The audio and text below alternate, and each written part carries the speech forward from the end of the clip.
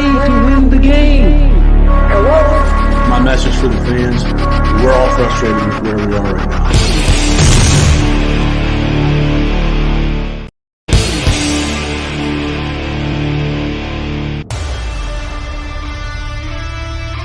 There with high pressure in control. Man, that looks great.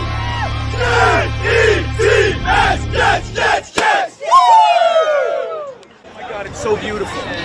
78 degrees, Jets football, and we're winning. That's what's going on today. That's why everybody's so psyched. This isn't no happenstance. This is a guarantee, just like Joe Namath said. See that? There are few things in life you cannot put a price on. Loyalty, tradition, fierce passion. Today is a gigantic family reunion because finally, they're back.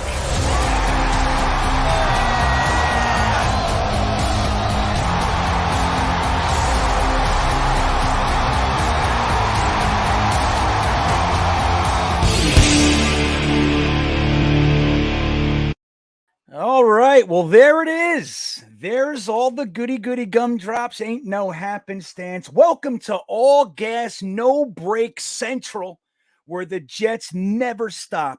The effort is undeniable, and we're all psyched about it. I couldn't be happier to be here with you guys. It is Thursday. This is the Thursday thick of it, and we got a good show, man. We got lots to talk about. Lots, even on the dramatic side of things. Oh my God, we have so much shit to say. Don't forget to throw your questions in the chat. We're going to get to one or two of them, I promise. But we got a good show. And the reason I'm saying that is I have a guest that I have not had on before. And I'm really psyched to get into it with him. We met on NYJ Today's channel a couple weeks back, and I couldn't wait to get him on. So let's say hello from Back Shoulder Breakdown and JetX, Mr. James Wighaus. It's Wighaus, right? How you doing? Can you hear me? I can hear you. Can you hear me? Sorry, I'm having I can't really hear you all that well. Okay, Can you hear me? You're good. You're gold. You can't hear me though? Can you hear me at all? Yeah, no, I can't hear Let's you. see here. Try to unplug your headphones and see if it comes through the speaker. Can you hear me now? You got me now? No. Let me see something. Jeremy, can you hear me? Yeah. Okay. So it's James. All right. Thanks, Jeremy. See that? So he's going to figure this out. But anyway, I don't care. We're going to get past this. I'm psyched. I'm in a good mood. This guy is knowledgeable. You guys are going to love it. Once we get the technical aspect going, you'll see. You guys probably know him. And thanks for the intro stuff, guys. All hype, no substance. Look at that. John Salty Nuts Magoo coming right in there. See, you got me now? Let's see. While he's doing that, I'm going to say hello to some people. We got Joel King. Or Joel King, what's up, man? Yeah, man, I tried, Joel. I try. Scott Wilson's here. He already liked the video. Let that be a reminder to everybody. Don't be scared to hit that like button. Hit the subscribe button. We'll get into all that sort of stuff. We got John Salty Nuts is already here. Jeremy Cravat, Frankie from Flatbush, Sir Manzier. I like that. Sir Manzier is here. Raw Power is here. I love you guys, man. This is awesome. Let's see who else we got. Watu-K99. That's okay. Let him bounce out. I'm going to put him here. We'll get this done. Don't you worry about it. Kevin Vefadust. What's up, buddy? Kyle Ornsby. Sneakers to Boots. Yeah, you guys are awesome. Race and Jason's here. Amarella, what's up, buddy? Steven Sitchell. Yeah, XRP is here. Let's see. You got me now? No, you don't have me. This is pretty thick now. We good?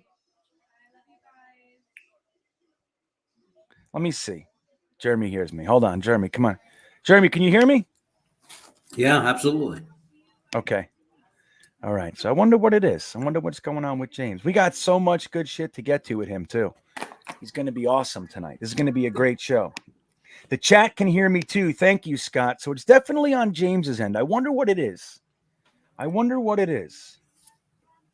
No pain, no gain. Mr. Magix. What's up, Mr. Magix? Jets MY 101. Gitmo Bob. He says he's sorry he's late. Don't you worry about it, Bob. We're just getting started here. We're working on some technical kinks. Jim Kelly is here. Thursday night. Yeah, I'm telling you, dude. Let me say this, Jimmy. I'm watching this turd of a game. The Patriots are up 3-0, I think.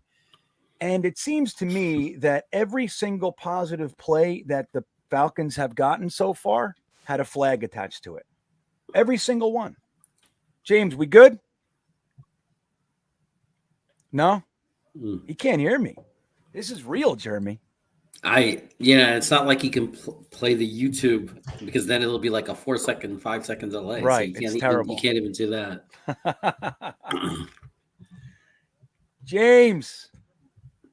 Oh, it's 10-0 now. 10-0 Pats. Look at that. Man, Just their like defense. 10-0. It's just, but am I wrong? Doesn't it seem like that? Like the Falcons have had some difficulty. As soon as they get positive stuff going, there's a flag. Every time.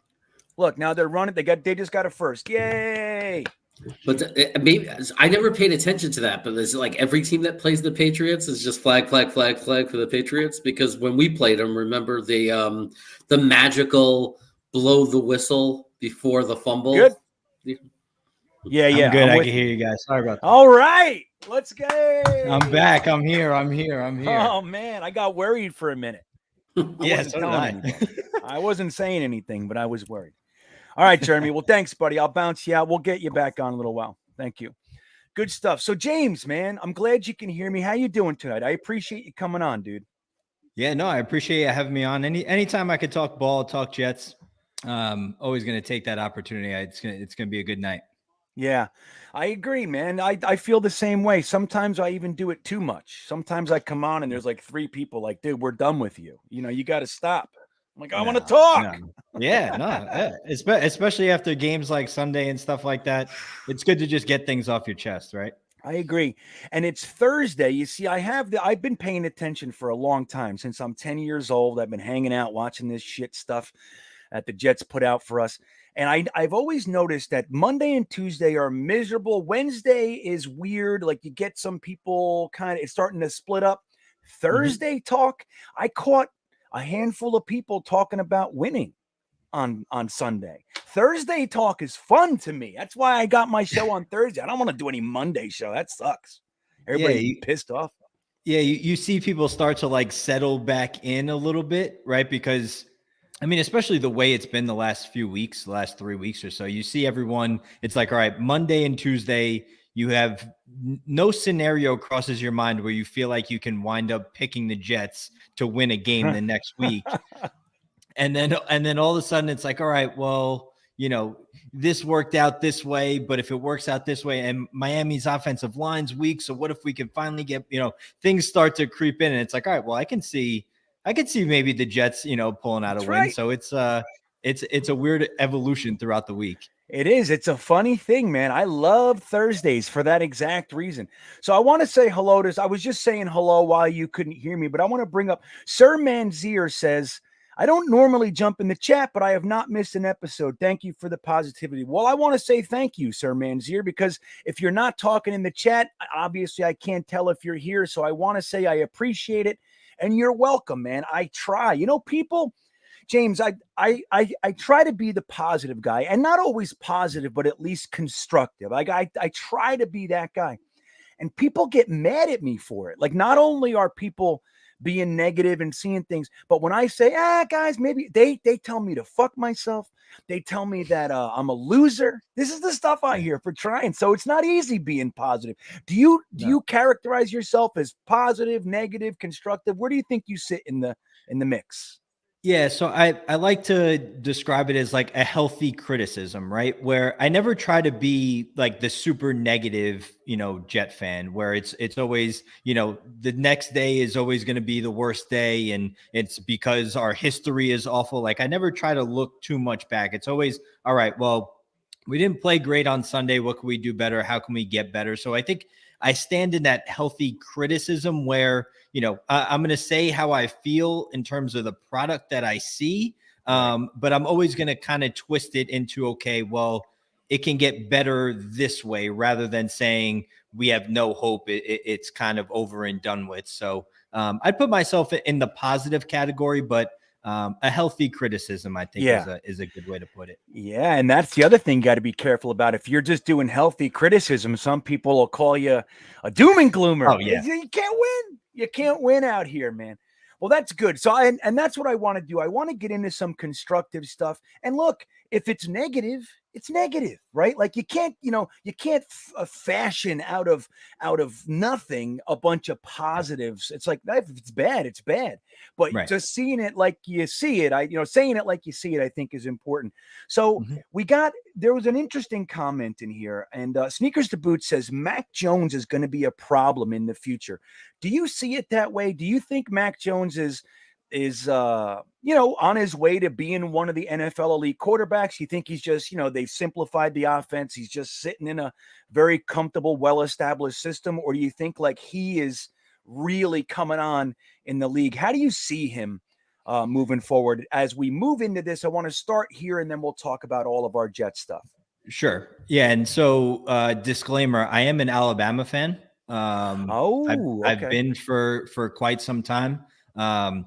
Kind of started off with the whole Joe Namath thing, right?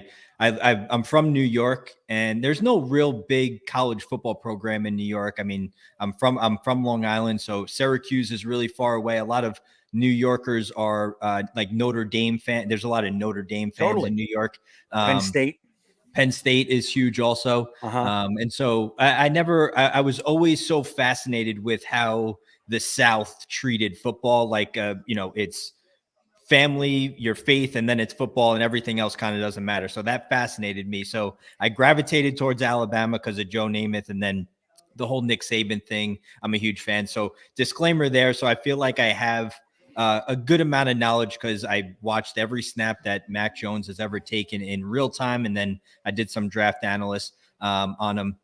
But he's having a really good rookie year. He is a smart quarterback who is going to execute what you ask him to do.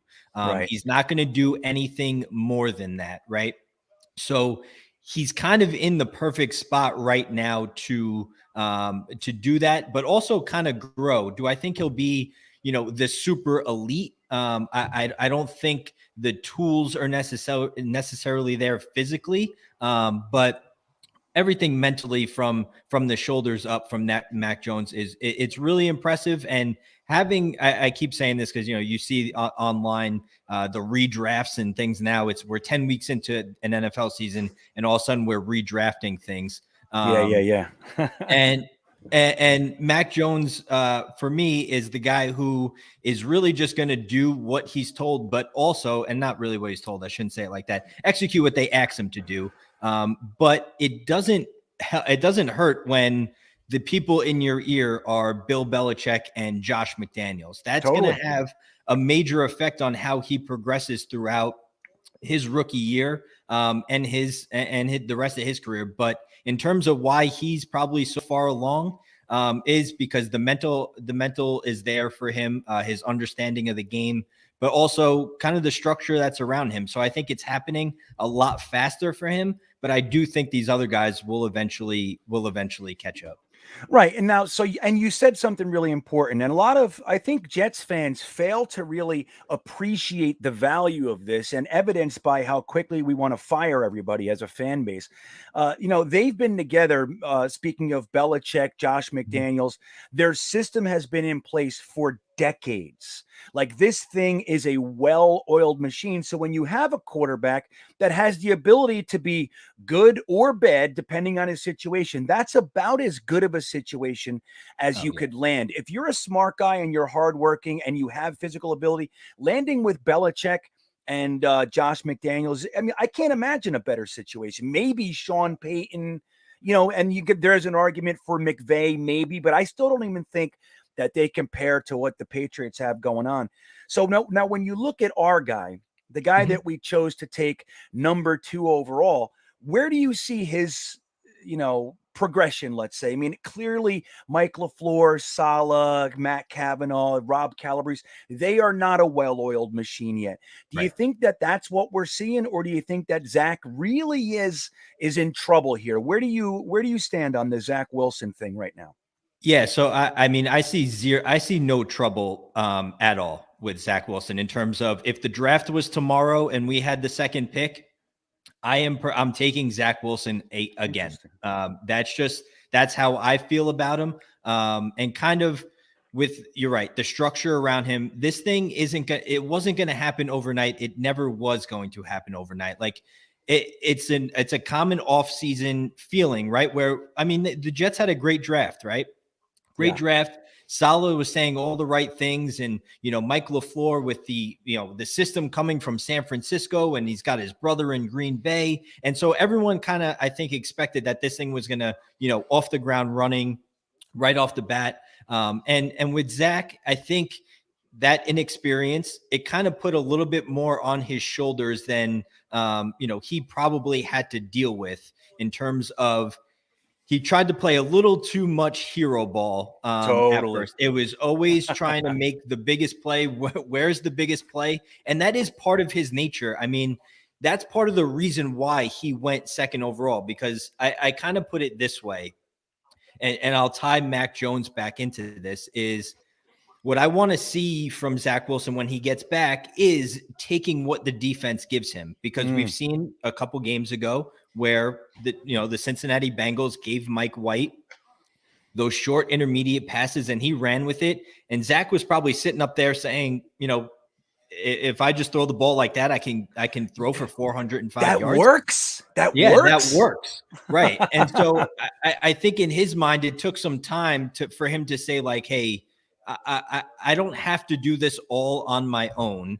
I can execute the offense, get the guys in a rhythm, and get going instead of going for the home run, more times often than not.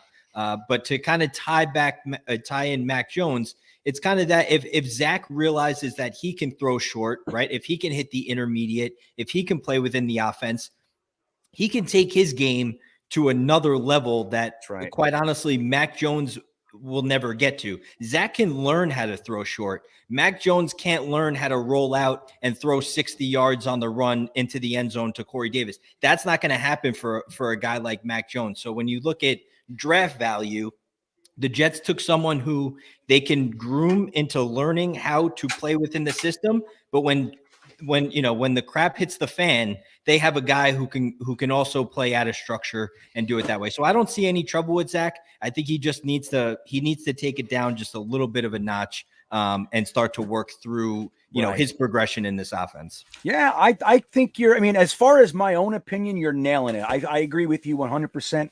I want to just get Jeremy on real quick. Jeremy, I want you to just do an answer, and then I'm going to cut you off. What was your preseason prediction for Zach Wilson again? Yardage? Come on. Are you talking about the drunk tweet? Yeah. What was it? 5,000? I think I said 4,600 yards, 40 touchdowns, 9 picks. 4,600. We haven't had a quarterback since Namath throw for 4,000, but 46. All right. Thanks, Jeremy. I appreciate it. I couldn't remember. So, and that's, I think, just like you said, it was never going to be hit the ground running, dominant. It was just never going to be that. Now, is there a chance? Of course, there's always a chance. Anything can happen, but it was unlikely. And I think that's where a lot of us got jammed up. And I mean, Jets fans, is we really were thinking 4,000 yards. When you look at our offensive potential, Elijah Moore, Corey Davis, Denzel Mims, Michael Carter, the rebuilt offensive line, you couldn't help, a lot of fans, I should say, couldn't help thinking, wait a minute, man, we might have something here. Oh, yeah. And, LaFleur, just the name, and, Shanahan. And it's a lot harder than you think it is. But yeah, so I want to make a point with this comment. Hacking the Matrix checked in, and I left this up there for a while. I want to just make a point on what this is. He says Jets Dolphins game at Spares in Davie, Florida. Now, what he's talking about, everybody, was my home base when I lived in Florida. As you guys know, I lived in Florida for 15 years, and I was a Jets fan on an island. So Spares is where the South Florida Jets fan club meets, just like Watu K99, who's with us on this show. He runs the Virginia Jets fan club. But the South Florida Jets fan club is a great, great place. Sometimes they get upwards of 200 Jets fans in there. And it's a really great place. If anybody's anywhere in South Florida, that's the place to go. Spares is a bowling alley, and it's actually called Hammerjacks, is the bar next to the bowling alley, and that's where we meet.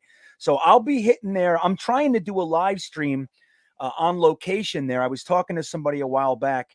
I'm hoping to be able to do that when I go down because I'm leaving for Florida on Monday, James. I'm out of here. I live in an RV. I don't know if you know that. So we just travel. Yeah. We just travel around riding roller coasters and shit. That's what we do. Nice. So let's see what else we got in the chat. And I like your answers, man. I think, I think you're speaking my language. And, I think a lot of Jets fans would do well to try and look, it's aggravating, right? I mean, like we say, we've been rebuilding for 15 years or at minimum since the Rex Ryan experiment failed. So the last decade, it is hard to keep seeing this word rebuild, patience. It can be hard. But the truth is this is a brand new organization. So we do have a lot. We have a lot to learn, everybody, we got more rookies than anybody, and our whole staff is rookies as well. So, Jets with a very, very poignant statement. Fuck the Patriots. I'm with it. I completely agree. Frankie from Flatbush, who also has his own channel, a very, very good channel. That's one Jeremy co-hosts a show with him. He says, good to hear a film analyst like Wighaus still optimistic on Zach. And that's what I'm talking about, right? It's nice to hear people that know what they're talking about.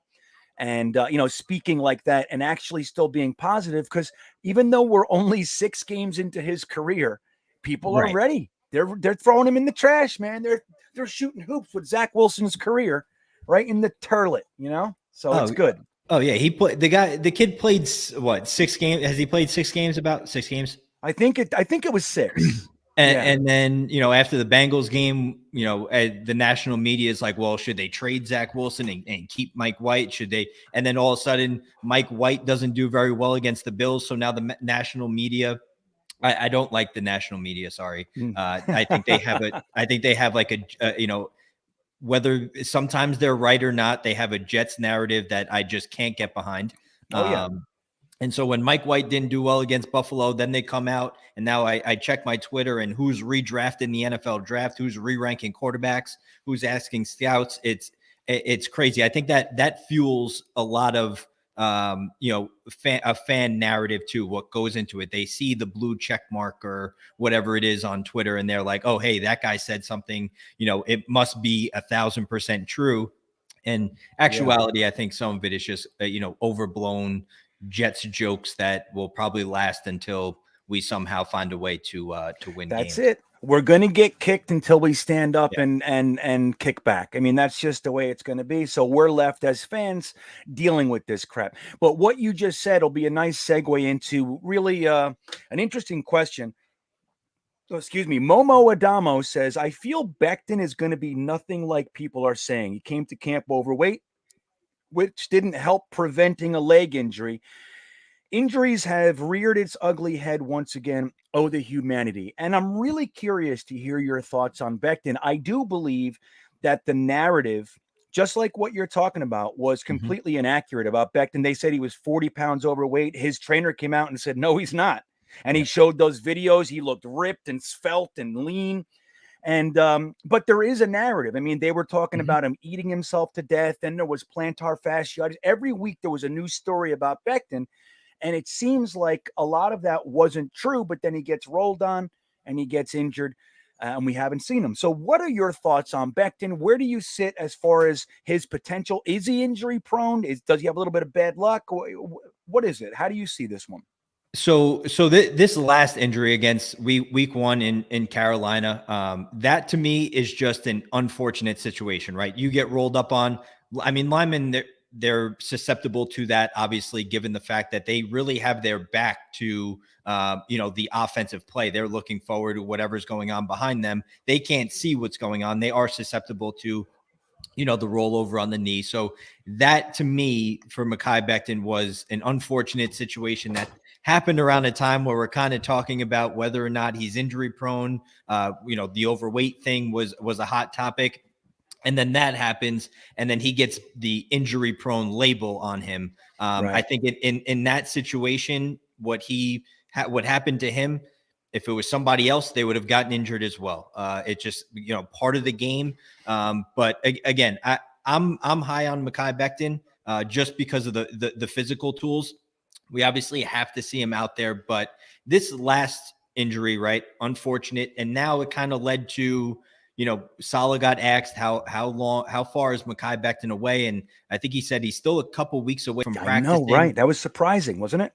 Yeah, I did think at this point, I think they put like a 6 to 8 week timetable on it. So I don't know because disclaimer for Mekhi Becton also that I feel like just comes with the territory is human beings are not really supposed to be that big and move that well. Like that's a very rare combination. So it's kind of like a basketball reference. If Kristaps Porzingis at 7'3" gets injured, it's going to probably take more time than the normal sized human being would probably recover from.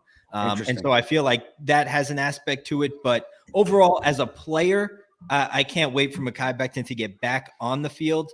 We just ultimately need to see it. I think probably the overweight aspect that's come recently from that news that he's a couple weeks away from practice, that's probably a little bit overblown because it's going to be tough for a guy like that to really, really stay in shape when he's rehabbing, a knee. I think part of it is just getting back into football shape. That's not easy to do. You can't go to the gym and get in football shape.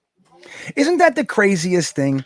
Like that comment, oh, it turns out he's out of shape. It's like he's hobbled. What is he supposed? Yeah, I don't know. But I think it all falls in line to what we were talking about a few minutes ago. There is a narrative. Anybody who says there's not is not paying attention. I mean, I can pull out hundreds of examples of national, even in addition to our own beat, but national media taking kicks when it's just so baseless and they pretend that they know stuff and they don't. But I think Becton's an interesting one because number one, he was Joe Douglas's first round pick. He chose a 367-pound monster, 6'7", and he looked good, James. He looked truly dominant. And then he has the shoulder injury. Word on the street is they rushed him back to try to get him back in the lineup, and it exacerbated it and everything. And then he gets rolled on. And now here we are. So the narrative is very easy to keep up. It's just easy. Hey, man, he's not on the field. What do you want from me? He's injury prone. But I really do think that Jets fans want this guy to be good. I mean, that's not saying much, but we really want this left tackle in the mold of a 10-year career like D'Brickashaw Ferguson, just so we don't have to talk about this anymore. We want to have AVT and Becton on the left-hand side, and then, piece together the right-hand side and have a truly dominant offensive line, but we haven't been able to see it, which falls right in line with the Jets bullshit that we deal with all the time. It's like injury-prone stuff. We got 3 Achilles tendons. You can go a decade without one.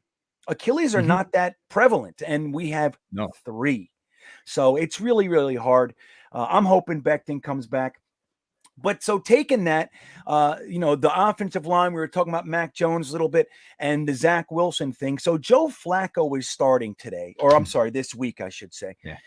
What are your thoughts on that? Because Jets fans are just about going nuts with this one. I mean, it's a lot of people saying that they're only doing it to justify the pick, or some people are saying, no, Flacco is the best guy to start. Some people are saying they hate Zach and it's all over the place. Where do you stand? How do you see this decision?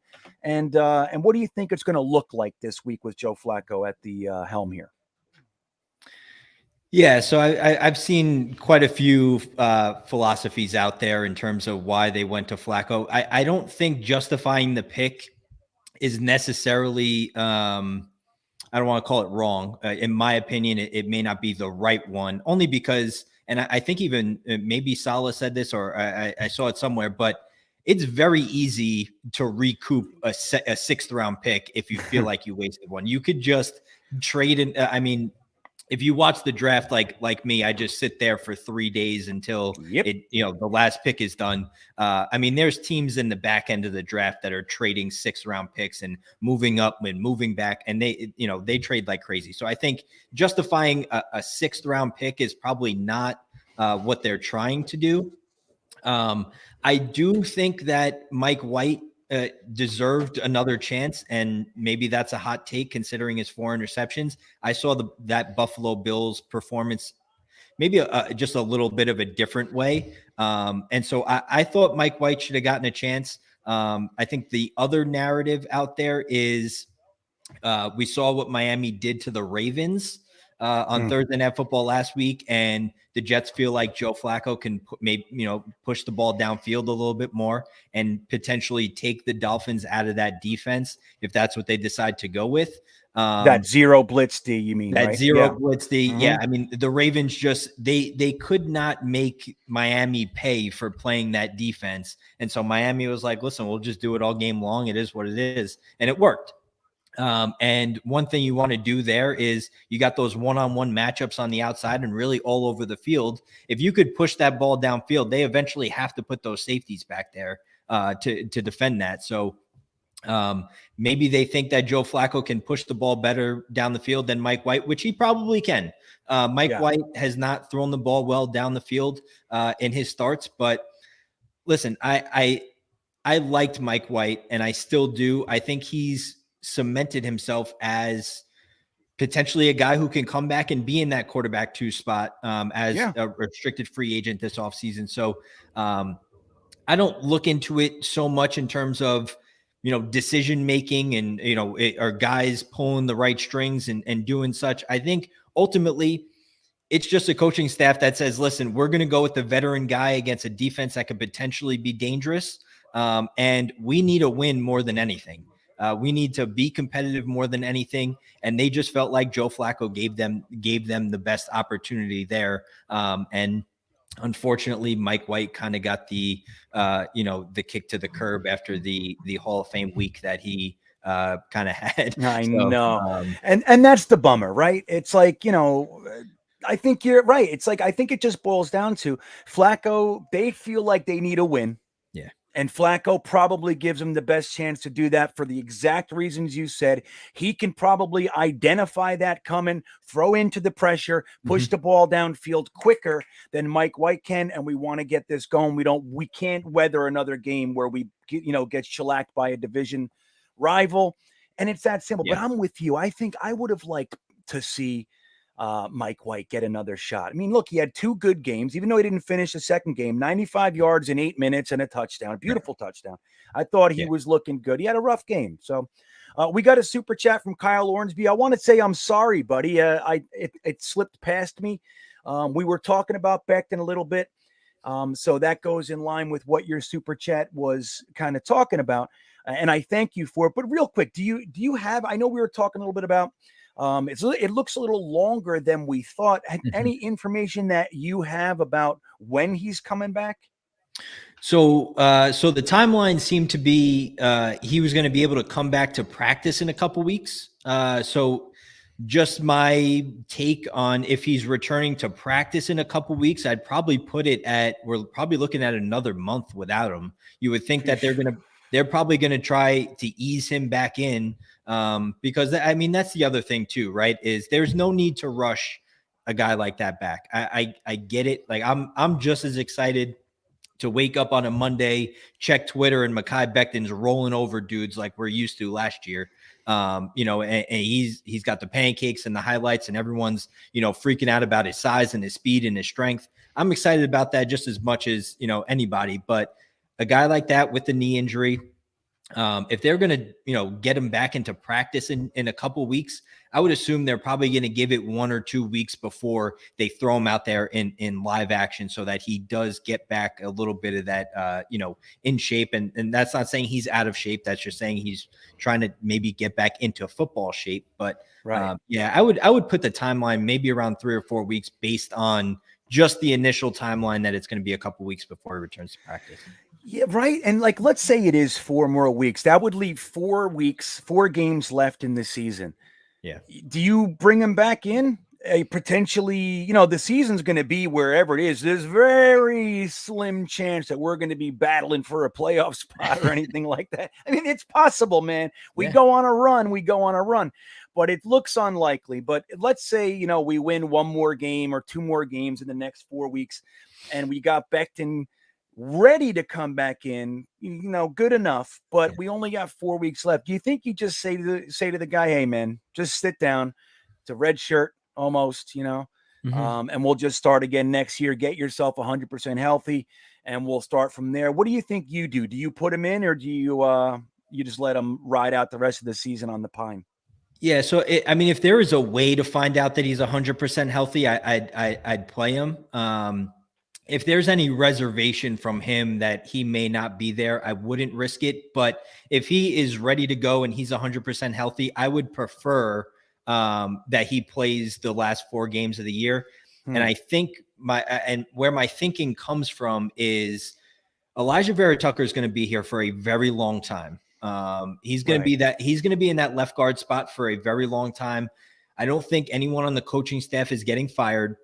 And so even if just that 4 games of him getting some time being next to Elijah Vera Tucker and getting, being comfortable, hopefully Zach's in the huddle with him. Mike LaFleur is going to be obviously calling the plays.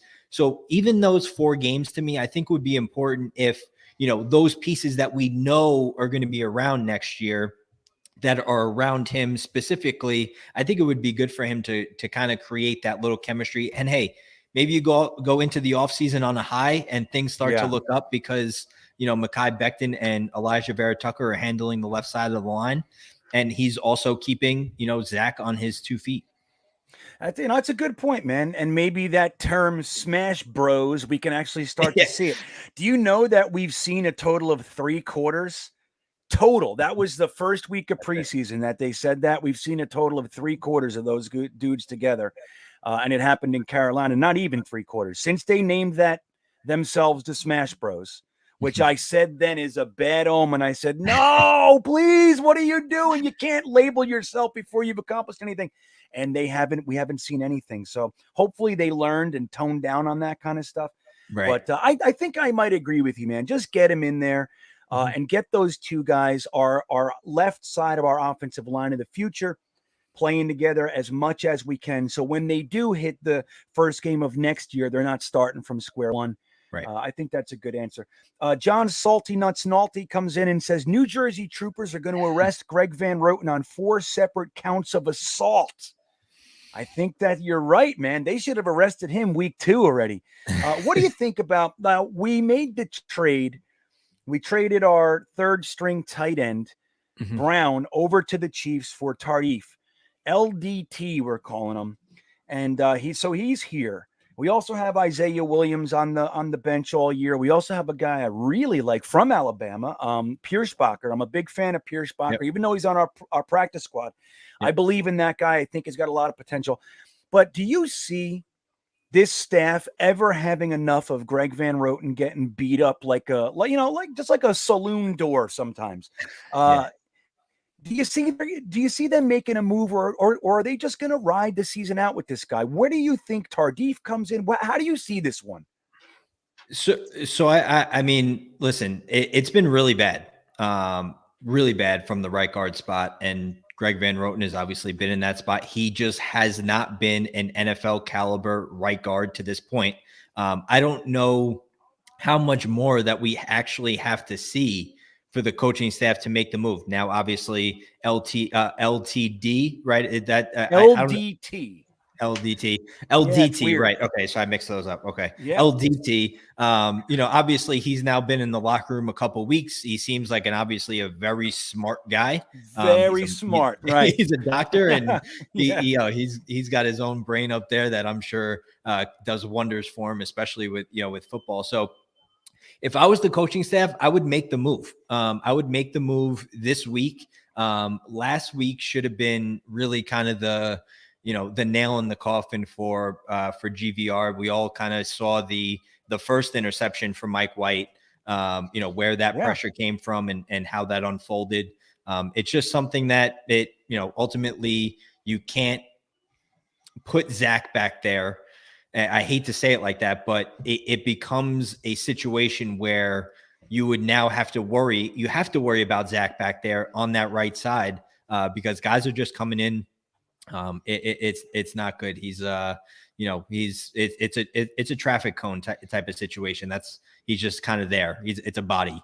And kind of like we talked about before, I am a positive person, but the criticism, unfortunately, it's warranted based on his level of play. So I don't know how much more they need to see. I would have tried to make some kind of switch already, but now that they made the trade, I think you go ahead and you make the move now. Yeah. Now, but do you see them doing it? Because I'm with you. Honestly, 100%. I don't. I don't think they make the move. And the only reason I say that is because I really think they should have made it already. So if they're okay with what they've seen up to this point, it's not.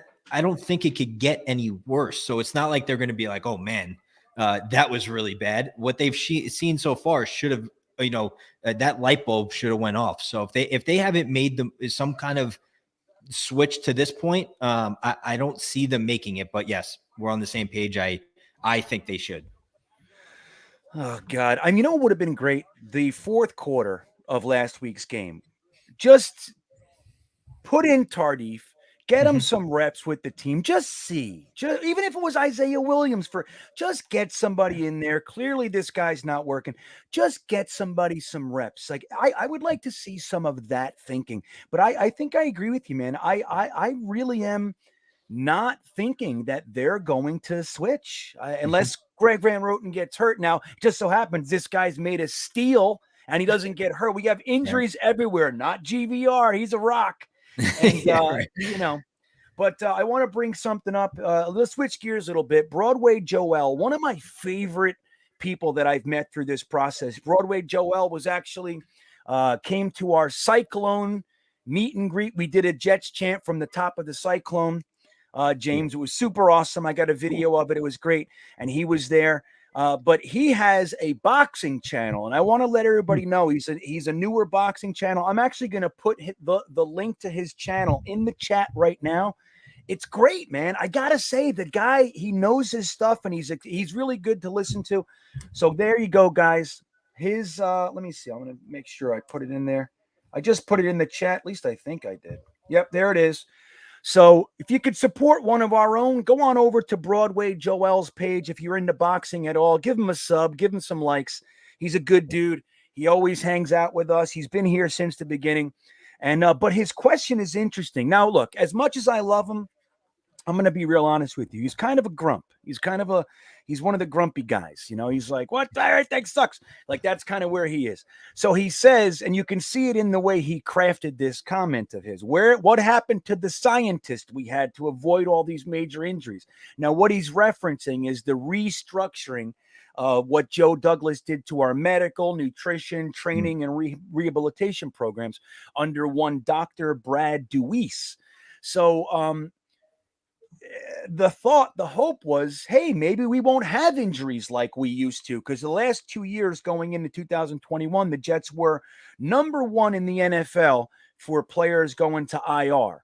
So, we're kind of still continuing in that mold. And a lot of people were hoping that the restructuring of our entire medical program led by Dr. Deweese, that we would see an end to this. So it hasn't really happened. What do you attribute that to? Do you have any grasp of that one? Have you put much thought into that side of things?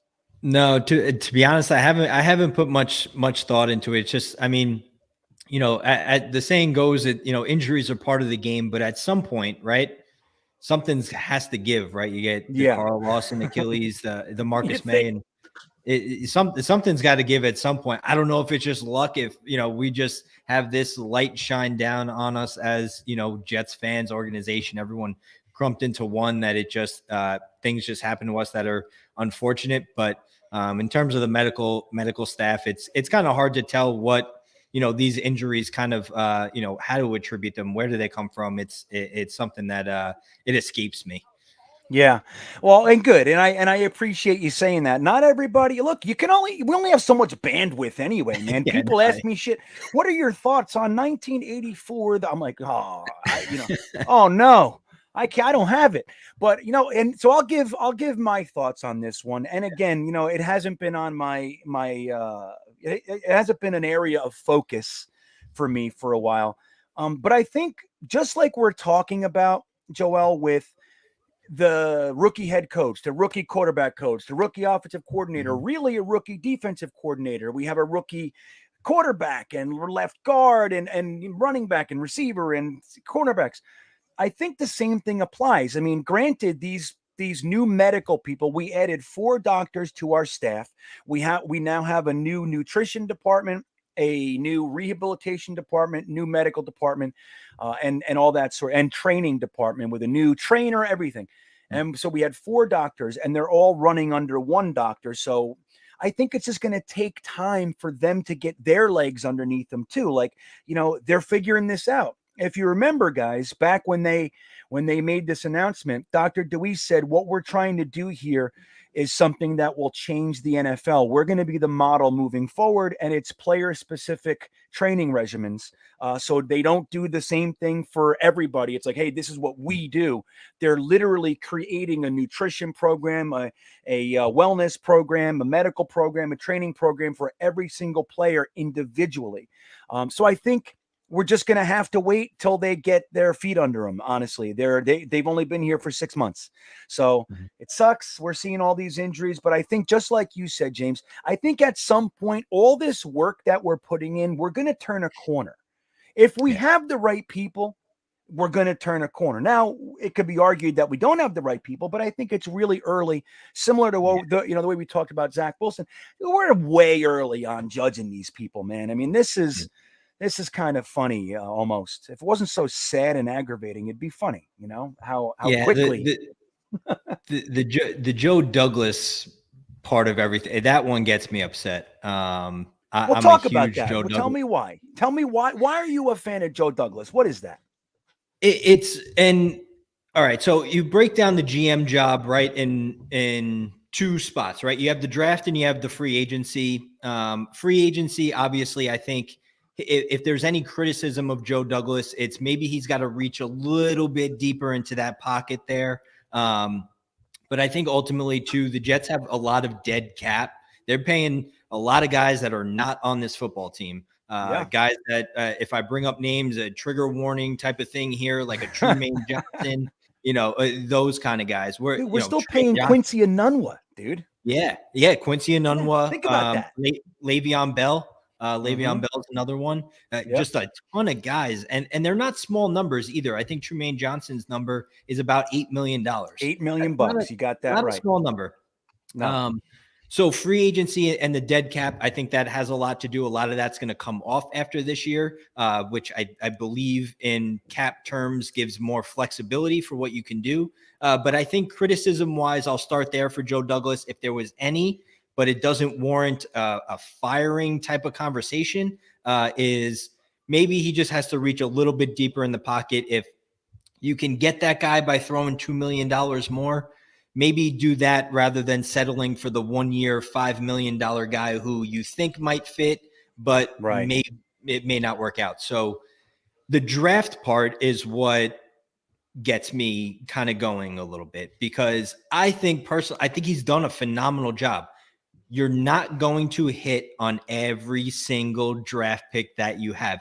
Guys sometimes just don't pan out.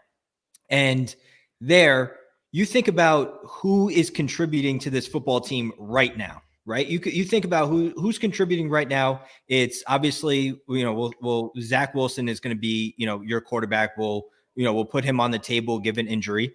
Elijah Vera Tucker is going to be your left guard and part of that offensive line for most likely a decade, and he's probably going to play at a Pro Bowl type of level, maybe one day an All-Pro level, but All-Pro is very difficult considering like 1 or 2 guys get the spot. And then on the defensive side, we have Bryce Hall, who's a 5th-round pick, who, whether you want to call him a cornerback 1 or a high-end cornerback 2, maybe there's someone we need to put on the opposite side, but he's a player. Totally. Michael Carter 1 and 2.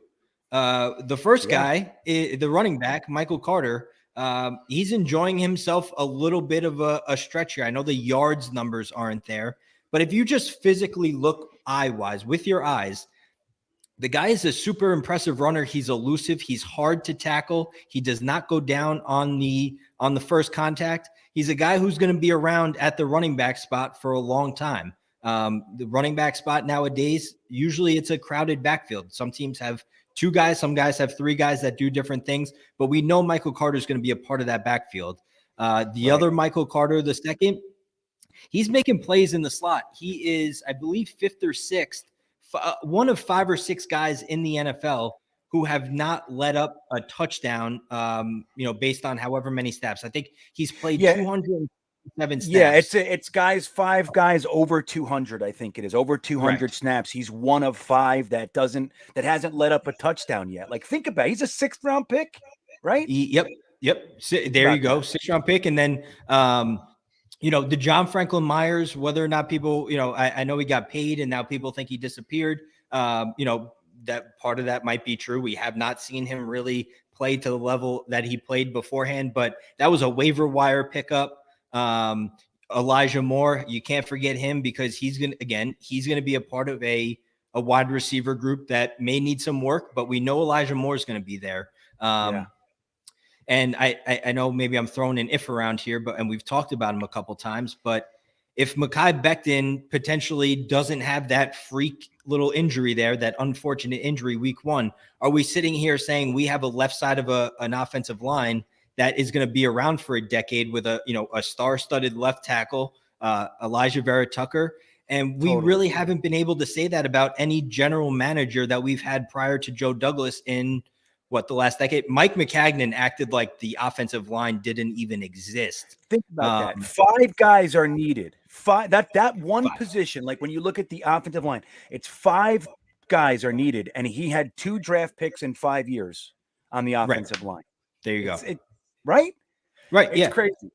I mean, legitimately, we went from that, what I just kind of laid out there with however many rookies we have, to it still pains me, but when we traded up to get Sam Darnold, we had to trade the 2nd round picks to go up and get Sam Darnold. So we only had a third, our first pick after Sam Darnold was a 3rd rounder, and it was Nathan Shepard. And nothing against Nathan Shepard, but that first pick after taking your potential franchise quarterback, it cannot be a defensive tackle. It has to be something. It has to be something to help that guy. Mike McCagnon famously said, not to cut you off, but Mike McCagnon, such a good point. Mike McCagnon said, he was interviewed right after he got Sam Darnold. He was talking about how happy he was. That was our guy. He said, now the rest of the draft, we are focused on building the team around this quarterback. And his first pick is a 26-year-old small school defensive tackle. That's building around him. So Mike McCagnon, literally, it was almost as if he'd never been around football before. Like, that's what it seemed like watching his drafts. It felt like, what is this? And then the following picks, again, I think he gave Sam Darnold in that draft, Trenton Cannon and Chris Herndon. That's what he gave him. That's correct. A 4th round tight end and a 6th round running back or something. That's what he gave Sam Darnold. And it's like, how can you possibly expect? So I'm with you, man. When you see, again, the players might not work out. Unfortunately, it's very hard to predict. Lots of 1st round picks, 2nd round picks are busts across the league. It's just something that happens. But you can see a logic to the picks. You can see a plan. You can see it. Now, if the players don't work out, okay. But you can see that there's intelligence behind the plan. The good news is our late round picks so far are kind of looking like players. And that's very, very rare for us. I think people undervalue that, James. I think like how difficult it really is to maneuver the draft and actually find gems and not taking that player that everybody knows in the 3rd round, because the guy that's going to be sitting in the 5th round is just as good, if not better, and fits your team. Like, knowing that sort of stuff is where the Jets we have not had any awareness. All the way back to Dick Steinberg, man. Tannenbaum didn't know. Idzik didn't know. Terry Bradway didn't know. None of these GMs that we've had any real understanding of how to maneuver the draft and how to work it. Joe Douglas clearly does. And I'm a fan of him too, man. I mean, and look, just like you said, I'm never gonna say I like every move. Never. There's lots of shit. I'm like, why do Right. you know what's with that? But overall, I think, man, we finally have a guy that knows how to do this, and don't forget, this is his first time doing this. So we're going to see he's going to throw up some clams, right? That's what happens when you hire rookies. You're going to deal with that shit. I want to get to a super chat. Go ahead. Go. Yep. Yeah, no, go ahead. Please. No, yeah, I was gonna ask you just a quick question. Yeah. Right. So if you had to put it this way, if you had to say, okay, I saw what Joe Douglas did in the draft last year, and I saw how those young guys performed this season so far up to this point, right? Mm-hmm. Do you trust Joe Douglas with drafting 4 of the top, I don't know, it's like 45 62. Picks maybe potentially? Yeah. Right? Would you trust it? Would you go into the draft being like, I feel good about Joe Douglas making those picks? Absolutely. Absolutely. I think that's the only I think that's the only question for Joe Douglas that needs to be answered. I think it would be a big time risk to potentially fire him for whatever reason and then put those picks in the hands of some guy we potentially don't know who it's going to be. That's right. And people forget that. Like, yeah, sure, you can fire someone, but who's the replacement? Before we fire somebody, we got to talk about what our plan is, because there is a lot of shitbags out there, and we've cornered the market on finding them. Adam Gase, even Todd Bowles, terrible head coach, and all these guys, McCagnon, Idzik. I mean, we have had the bottom of the barrel. Joe Douglas is way up there as far as being respected around the league. Don't worry about what Marcus May's agent said about him. That's hogwash. It's bullshit. So yeah, I totally trust what he's going to do. Again, I might not like it. I didn't like some of the picks in last year's draft. I didn't like Pinnock. I didn't like Sherwood. I liked Nasruddin. I liked Michael Carter II. But there was I didn't like Jonathan Marshall. I was like, come on. But I liked his undrafted free agent class a whole bunch.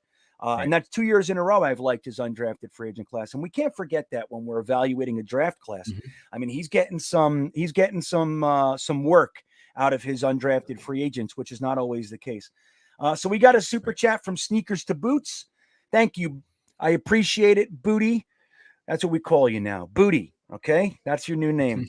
Jets fans got to be patient, and it's going to be painful, but this is the first time in how long we're building through the draft. Look at this, right in line.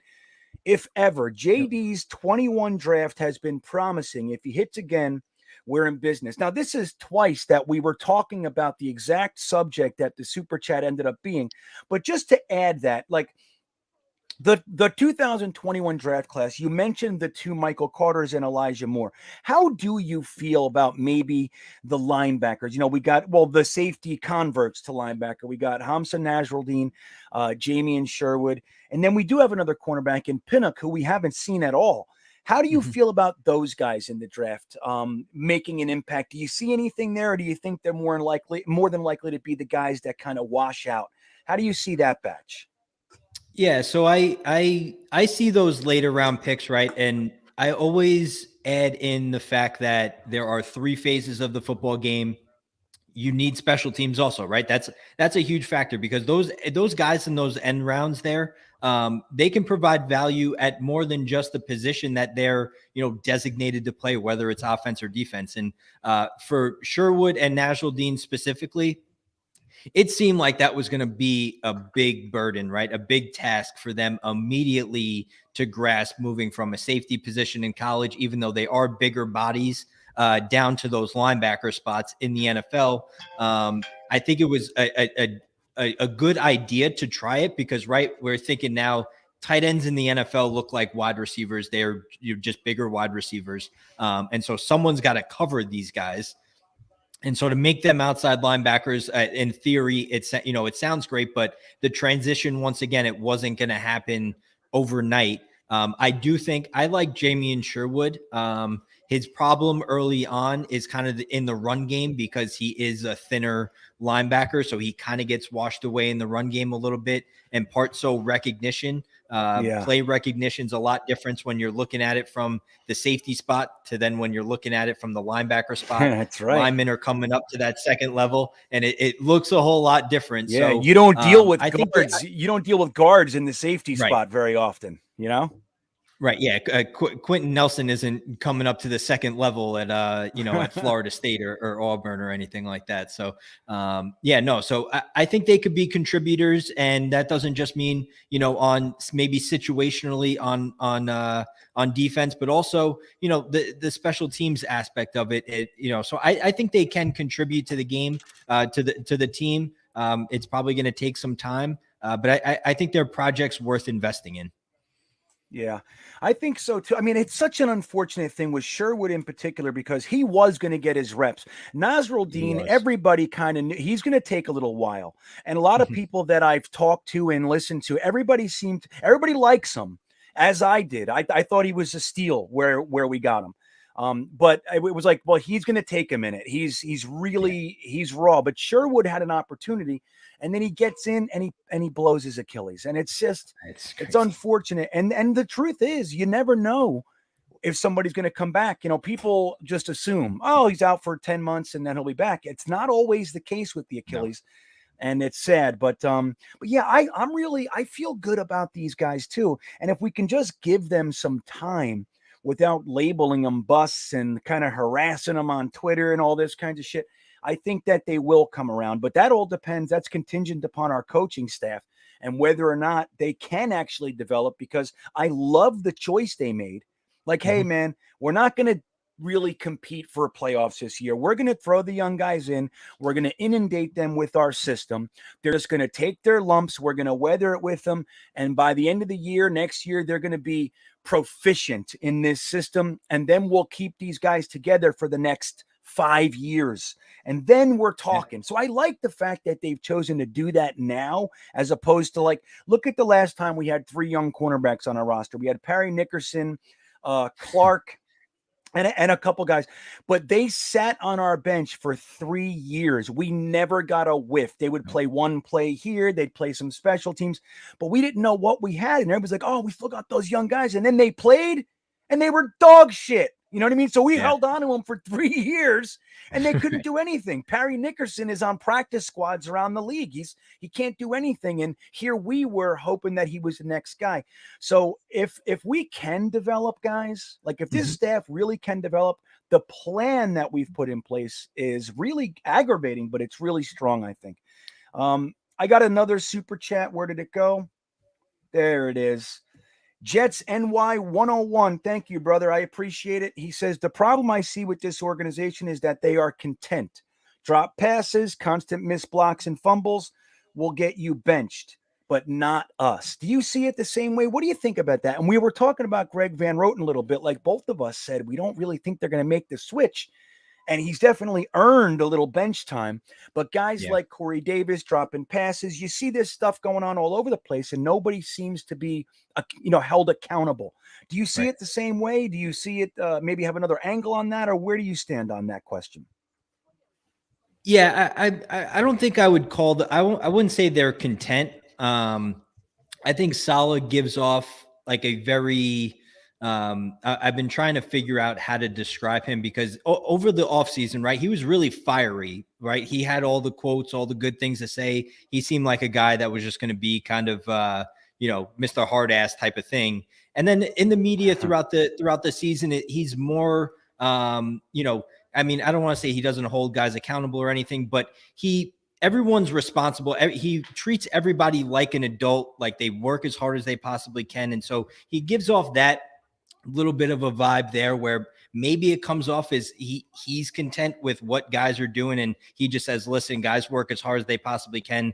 They make mistakes. We move on type of deal. The Greg Van Roten, I think, is different than this. That's not mistakes, right? That's just a football player who unfortunately is not very good at his position. A guy like Corey Davis, if I was the coach, listen, the guy's got a lot of talent.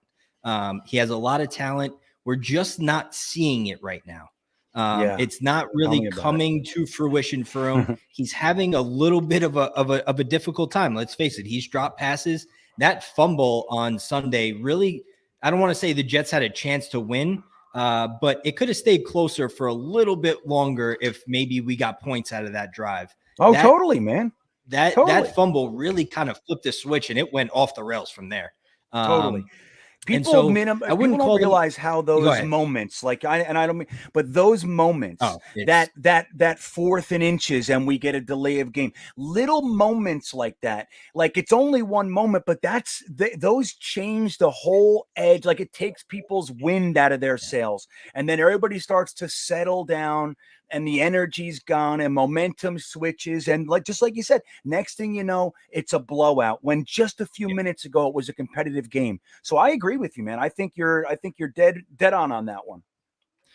Yeah, and I just think for certain guys, I'm kind of always, I'm never gonna get on Twitter and like personally shame some guy because he fumbled in a football game. Like I have more of a, especially for a guy like Corey Davis, because if you know the guy can play and he's shown it and he's just going through a rough time, the best thing you can do, in my opinion anyway, maybe this is a soft mindset, is put your arm around the guy and get through it together, right? You keep playing him, keep giving him the opportunities. At some point, he's going to break through. I just think for certain guys, in terms of where there's mistakes like a fumble and things of that nature, if you know the guy can play and the guy's a young player, put your arm around him, get moving the next play, put it behind you, and you just continue to get better. At some point, it becomes obviously a business where you just can't keep the guy around.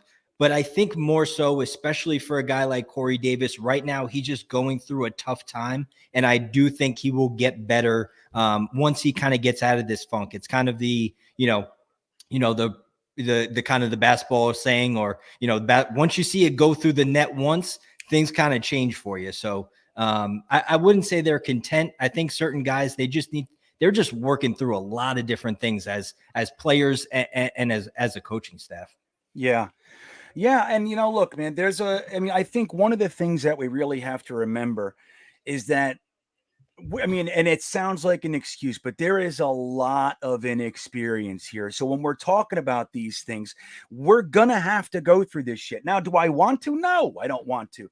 But if we could remember that, I think it would be a little bit less aggravating, but it is deflating when you have a chance and you end up blowing it because of something stupid or dropped passes, or, it does, like when you combine penalties, drop passes, missed blocks, missed assignments on defense, all that stuff, you can attribute that to a lack of discipline. I mean, when we get 14 penalties in a game or whatever it is, and there's nobody getting in any, suffering any repercussions, there's nothing to motivate people to change that response to the game. They're just like, oh, well, shit, man, I got a penalty. What are you going to do? And it's you want them to bounce back. At the same time, too many, and there's got to be something. And that's what I think. Saleh hasn't figured that out yet on how to really respond to that. So Lee Ving was talking about him and Joel are in there talking about the draft picks that they don't like. So I'd love to hear your thoughts. I mean, I have my thoughts. Number one, I'll just say this, and then I want to see what you think. I think, again, the key thing to remember is that you can't judge a draft class after 1 year. Can't do it. And that goes for the positive and the negative. Don't forget, Sheldon Richardson was the rookie of the year. And we thought he was going to be here for 10 years and all that shit. And the next 2 years, he was gone. You know what I mean? So it's like, and he's been a traveling salesman ever since. Nobody wants to keep him. Why? So calling someone a stud after a season is a mistake, and calling someone a bust after a season is a mistake. So when you ask questions like this, that's my answer. But specifically on the players, how do you see guys like P. Ryan and Zuniga and Morgan? We know what happened with that one. I don't think any Jets fan liked that pick, myself included. Yeah. It was like, what? Ashton Davis, Cam Clark, and those guys. What are your thoughts on them specifically? Yeah, so Zuniga, obviously, I'll kind of go maybe just down the line here. So Zuniga, third round pick out of Florida, ton of physical skills, hasn't really worked out to this measure, right? He's kind of working through practice squad and back. He made a huge play in. Yeah. Uh, was it the Bengals game? I think it was Cincinnati. Yeah. I mean, yeah. I think that's who it Cincinnati? was. He made a monster hit on Joe Burrow, right? Kind of show you the flashes, but to this point, you can say it hasn't worked out, right? So Zuniga, we're unsure at this point in time what he really can provide for us, but clearly the physical tools are there. And that's part of the reason why you draft some of these guys at that point in time. You take the risk on the physical skills so that you can mold the player into something that could potentially be, dangerous, especially at the edge position. If you can get a guy with speed off the edge, it's a risk worth taking at that point for the physical tools. So I understood the pick. To this point, it just hasn't been, that superstar level that I think people maybe expect to happen right away, the instant gratification type of deal. P. Ryan, running back, obviously also out of the University of Florida. Running backs to me are, if you don't do it right away, someone else is taking the job. And it just so happened, change of scheme there. And they went ahead and signed a guy like Tevin Coleman, who knew the system. And then a guy like Michael Carter in the 4th round, the next draft, they felt like they couldn't pass up at the talent for the value of the pick. And so P. Ryan ends up being kind of the odd man out. To me, it's a fine situation there. Running backs are going to turn pretty quick, and you need more than one anyway. Morgan, I'll leave that at that. That is what it is. Right. I mean, that's the kink in the armor there. I didn't understand the pick when it happened. I still don't, probably never will. Ashton Davis, right now he's getting his opportunity. We've talked about, guys getting their opportunity. He's made a couple big hits here and there, but nothing on tape that really stands out to me. I'm waiting for Ashton Davis to show off that range, to be in the safety spot in the middle of the field and really get over to the sideline. He's got a bunch of speed. Again, a guy with a ton of physical tools, just really hasn't putting it together on the football field, been injured as well.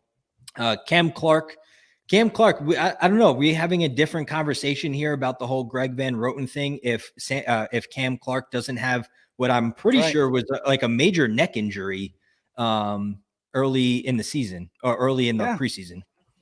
I'm with you. Something that just, kind of maybe he becomes healthy. We don't know to this point in terms of what he can provide for us on the offensive line, but major neck injury. So it's kind of hard to tell. And then Mims, I'll kind of leave Mims. I'll leave Mims for you there. And I'm kind of curious to hear what you think about Mims. I think it's a polarizing situation. I really had high expectations for him coming in, and it feels like it's a little bit of both. A little bit of he dropped the touchdown when he had the opportunity in the Bengals game, and it also feels like the coaching staff wants him to know everything from the outside wide receiver position spot to how much things cost at the team store in the stadium. And so it feels like a little bit of both. Yeah. So I don't know how you feel about that. But again, my main point and what I would say to Lee there is, if we're looking for a perfect draft, every draft, and we're going to wind up with guys that were like, what the heck was that? That's just the nature of it to me. That's going to happen over the course of time.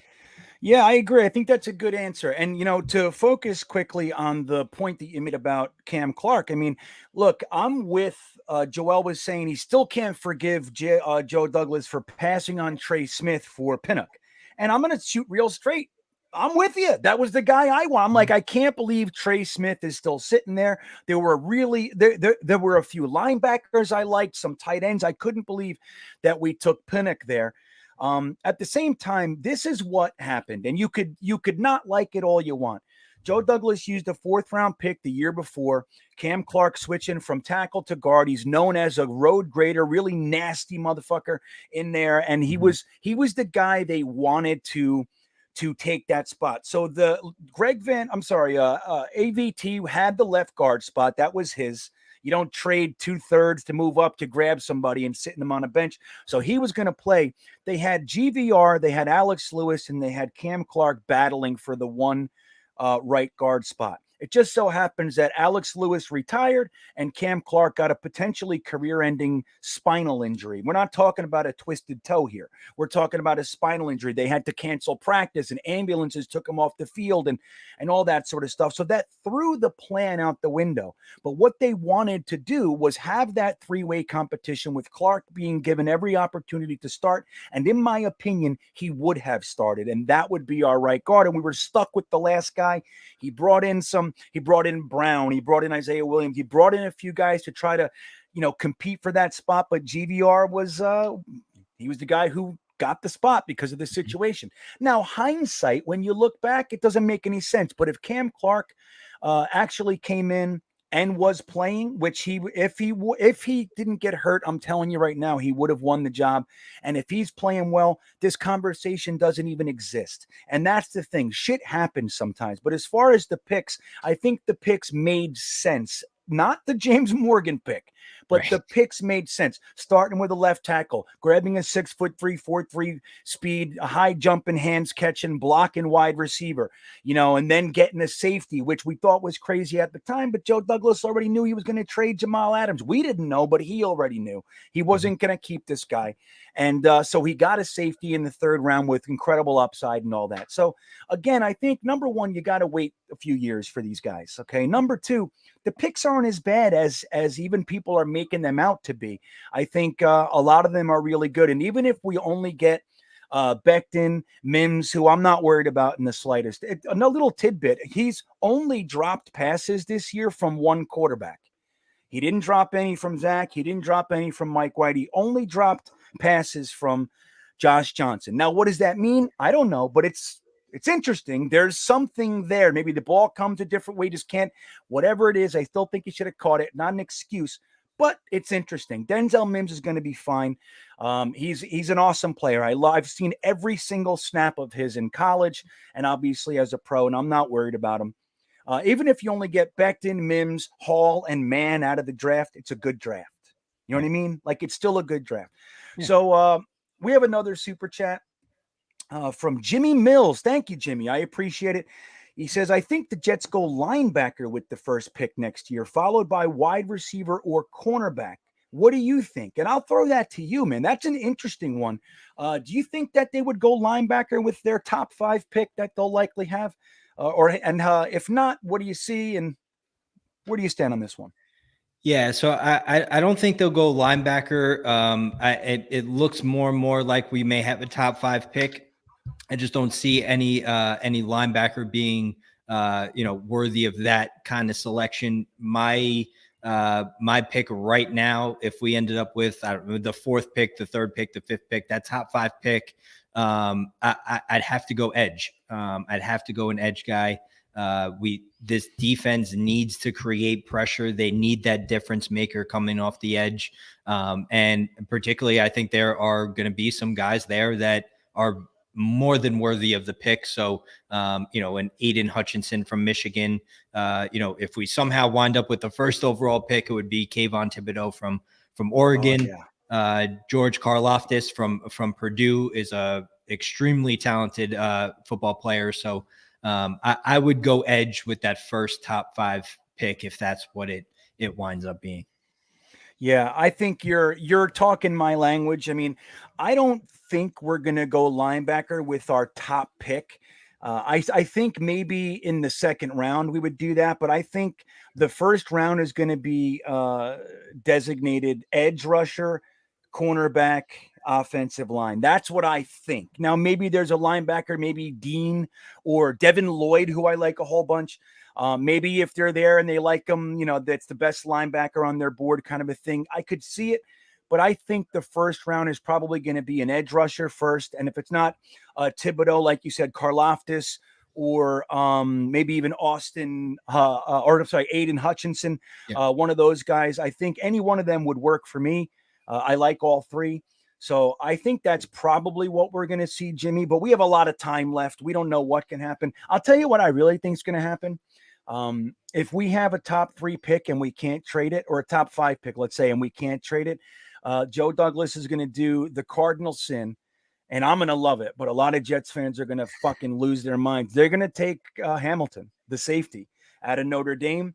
And I mean, he's injured right now, so I don't know. It might throw some sticks in the spokes, but I think if Hamilton's on the board and we're there, I think we take him. Jets fans will lose their minds with that one. But he's one of those guys. I don't know how much you got a chance to watch him. But unbelievable. Dude, he's literally one of those guys that has potential to have Ed Reed impact. Like he's everywhere, wherever they throw the ball, wherever he's there. He covers the entire field, and those guys are rare, man. So anyway, we have one more super chat, and then I'm going to bring Watu on the show. He's got some interesting stats for us to ponder and discuss. But Kyle Ornsby checks in with another super chat. Thank you, Kyle. I appreciate it. A lot of people don't know this, but that's my name. As well. So I always like seeing another Kyle out there.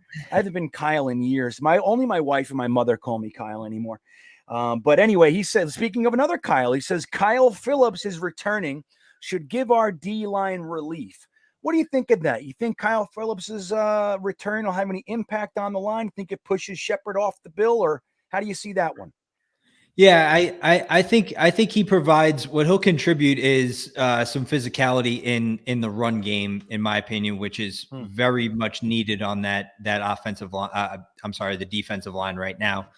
So yeah, I definitely think what he'll do is provide that help in the run game. And I don't know how much relief I want to give some of these defensive linemen. In my opinion, some of them should be playing a whole heck of a lot more snaps, but yeah, I think it's a good addition this week, and it'll help in the run game. So, I'm not expecting anything, wild to happen, but I think we'll see him make a play or two in the run game that'll stand out.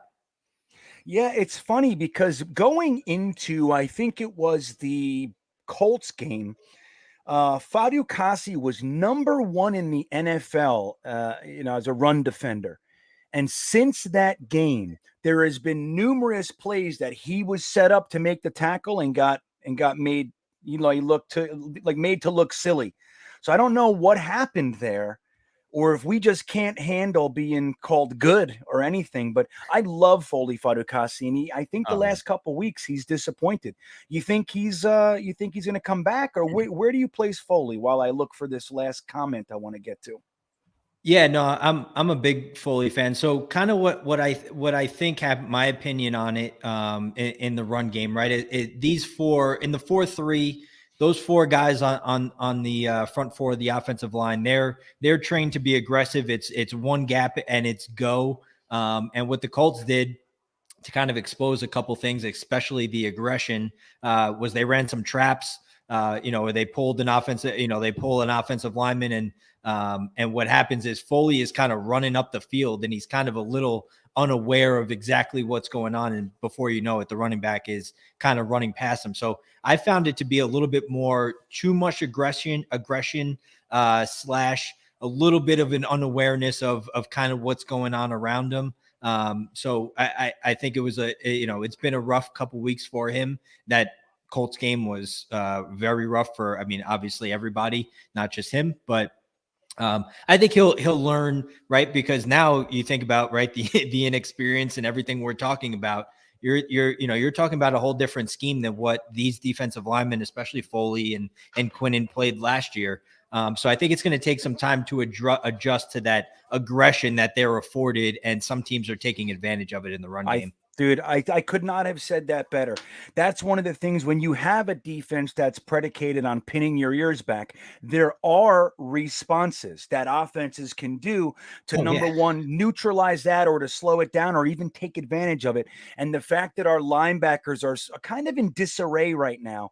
Look at how many different linebackers we've started, and the fact that they're not really able to support it in the way that's needed. I think that's what we're seeing. We're seeing tight ends and running backs really take advantage of us. And that's where, our defensive line is being neutralized. And it's a shame, but that's one of those things you can see it. Like we do need more talent. Let's not pretend that we don't need more talent, but I think a lot of it is schematic and just the issues with guys not being fluid in the system yet. It's going to take time. All right. So one more super chat, then Adam's coming on. I'll actually bring Adam on now. Watu K99, what's up, buddy? How we doing tonight, boys? You look going on, so good. Doesn't he look good? He's doing with a laptop for Look the great. first time. Oh, Yep. yeah. Look at this. Checks in the mail, guys. Appreciate it. All right, we got one more super chat before we dig into what you got. Not that we won't get to more super chats if they come in, but this is the last one until I talk to Watsuke. So V-Man checks in. What's up, V-Man? It is appreciated, my friend. He says, you know what boggles me? So many Jets fans right now calling for Saleh and Douglas to be fired. Don't they realize all that does is perpetuate the Jets are an Ep stigma? Who would want to come here if that was the case? So, James, what do you think? You think if we just up and fired everybody right now, you think that would be perceived negatively by any potential head coaches or GMs out there? You think they'd go, I'm not going to the Jets? Or do you think that's a lot to do with nothing? Where do you stand on that one? Yeah, no, I do think there is merit to that in terms of guys would start to think twice about, hey, what's going on over there that, they understand, right? Guys, head coaches around the league, guys in front offices, I'm sure they understand that Douglas and Saleh, they're trying to build something. And that's something, if all you get is overnight to try to fix it, guys are going to be like, well, that's not going to be the place for me. If I'm trying to pitch where I want to build this program to be, I can't make the promise that it's going to happen overnight. And if it doesn't, I wind up on the street the next week. Right. So I do think there's merit to that, in that people got to understand that Saleh's got a plan and Joe Douglas has a plan. Hopefully it's a great plan, right? Hopefully it works out for us, but it's not going to happen overnight, and we can't just keep this cycle going of, all right, well, it didn't happen right away, so let's find if maybe someone can make it happen right away. You're going to continue on this carousel forever if that's the mindset of the ownership group. So I do think there's merit to that, and certain guys would think twice. Yeah. So what do you think, Wat2K? Do you think that one would cause people to maybe be reluctant to come here if we up and fired everybody? I'm actually going through a pretty weird situation at my own job right now, where all of a sudden I'm not feeling very stable because of certain things that have changed with policies and stuff like that. And when your job environment does not feel stable, you are looking for a way out. And if you're on the outside looking in and you're thinking about going to that organization, you're going to think twice, because why would you go to an environment that's less stable and less secure than the one you're already coming from? So I can see a parallel between my own life and the Jets right now, which is horrifying to think about. I'm sorry. That's you never want to hear that about people you like, that their regular life is mirroring the Jets. That's not good. In the last couple of hours, it has come to that. Right? Yeah, but for me, I am fine with a quote-unquote rebuild as long as we see signs of progress. Now, I have been believing in these guys. I've been defending them all year long. This week took a lot out of me. The lack of adjustments in game by Coach Saleh, as much as I believe in him and I like him as a man, I don't think he understood what it would be like to be a head coach in New York. And his comments over the course of the week, I'm not even talking about the exchange with Rex. That was a fun topic for a day. Move on. Yeah, it's over. Right. Yeah. I think he had a whole quote about in New York in this market, and then how he's treating Mike White, and how New York is treating Mike White. To me, I feel like he has really been caught off guard by New York. I think he can succeed here, but this is the time when he needs to take a good hard look in the mirror, in that hotel room that he and his family are living in, and figure out, what did I do that worked in San Francisco, and what am I not doing here? Because clearly, I think he's felt this need where he's had to change a little bit from a defensive coordinator in San Francisco to a head coach in New York. And somewhere along the way, I feel like he's lost a little bit of his essence. We're not seeing the energy. We're not seeing the fire, and he seems befuddled. Right. It is time for him to figure out what has not been working and start making those changes now, because if we only win 5 or 6 games the rest of the way, fine. I expected about 6 wins at the beginning of the season, but I want to see this team play like they give a crap on the field. Yeah. That is not too much to ask.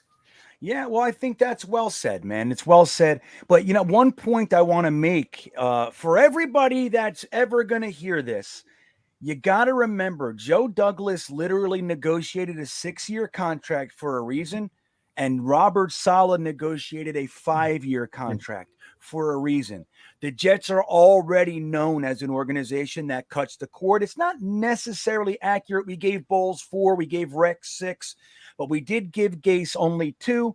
And people were hesitant on that. Like, if I'm going to come there, this is a major undertaking. It's not going to happen overnight. And I don't want to be fired 1/3 of the way through it because you guys are impatient. So don't forget that. They negotiated 6 and 5-year contracts, Douglas and Saleh.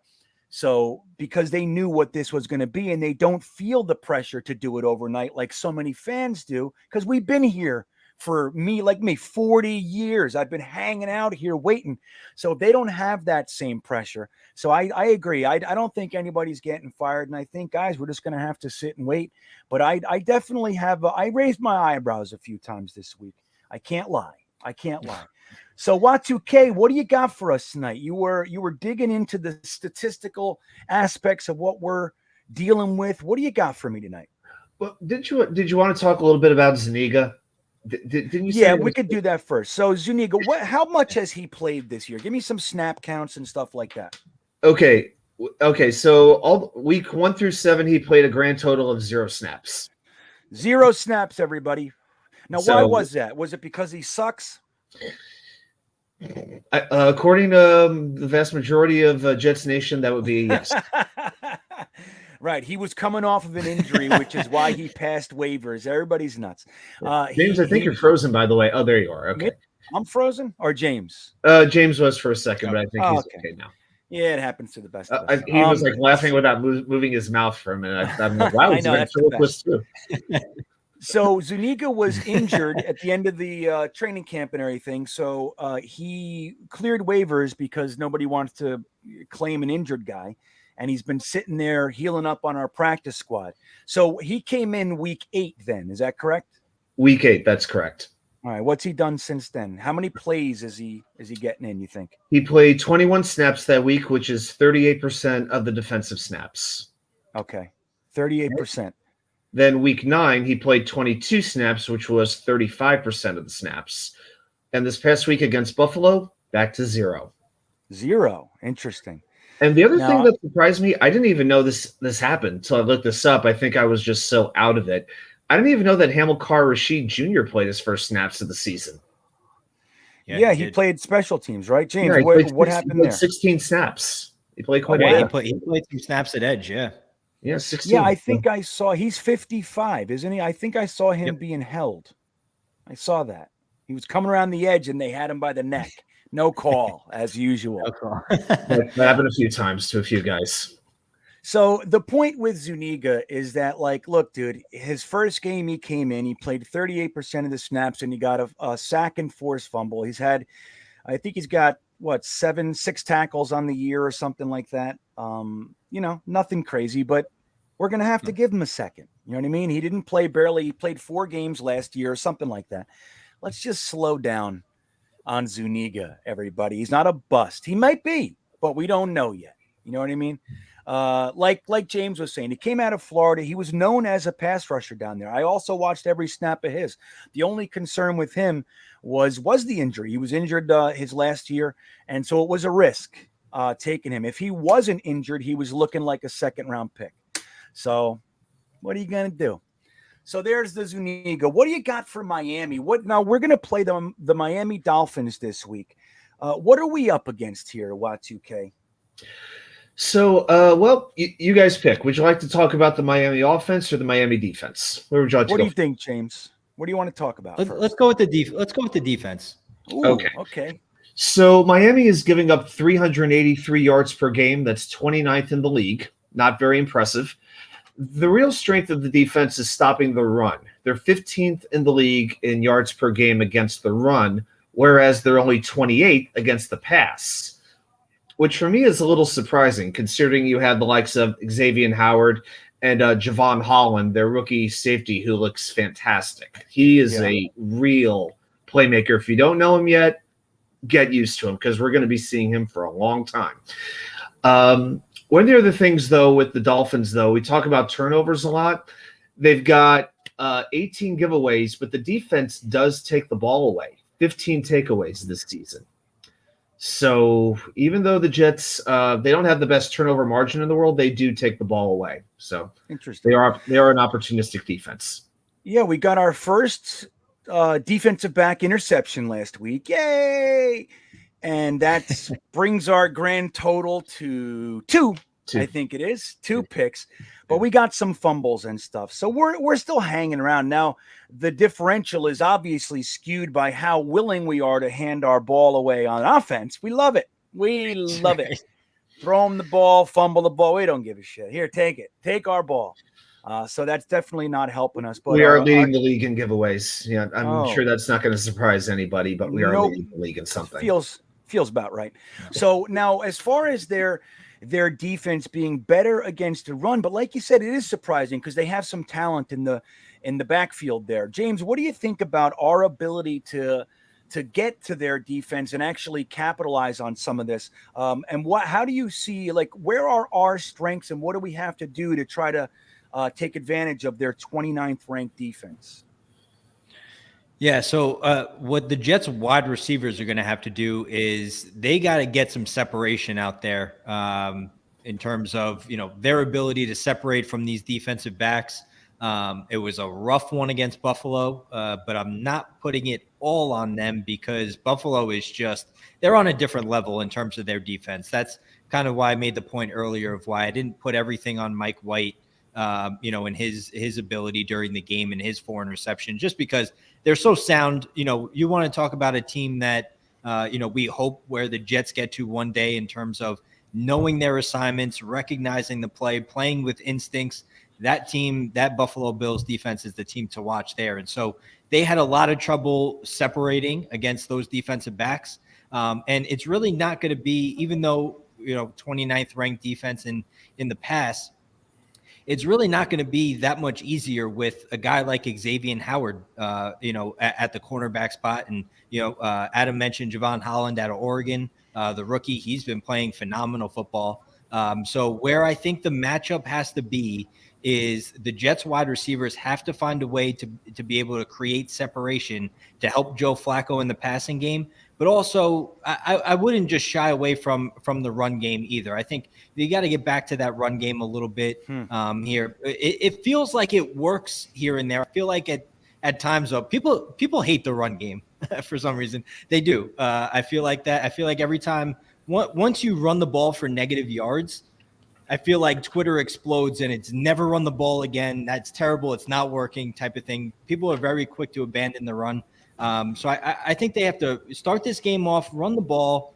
I know the numbers say probably start throwing it, but I think if you create that run game at the start of the game, really open up that passing game, maybe help out these wide receivers a little bit and attack it from there. They should be able to score points this week. There's no reason not to.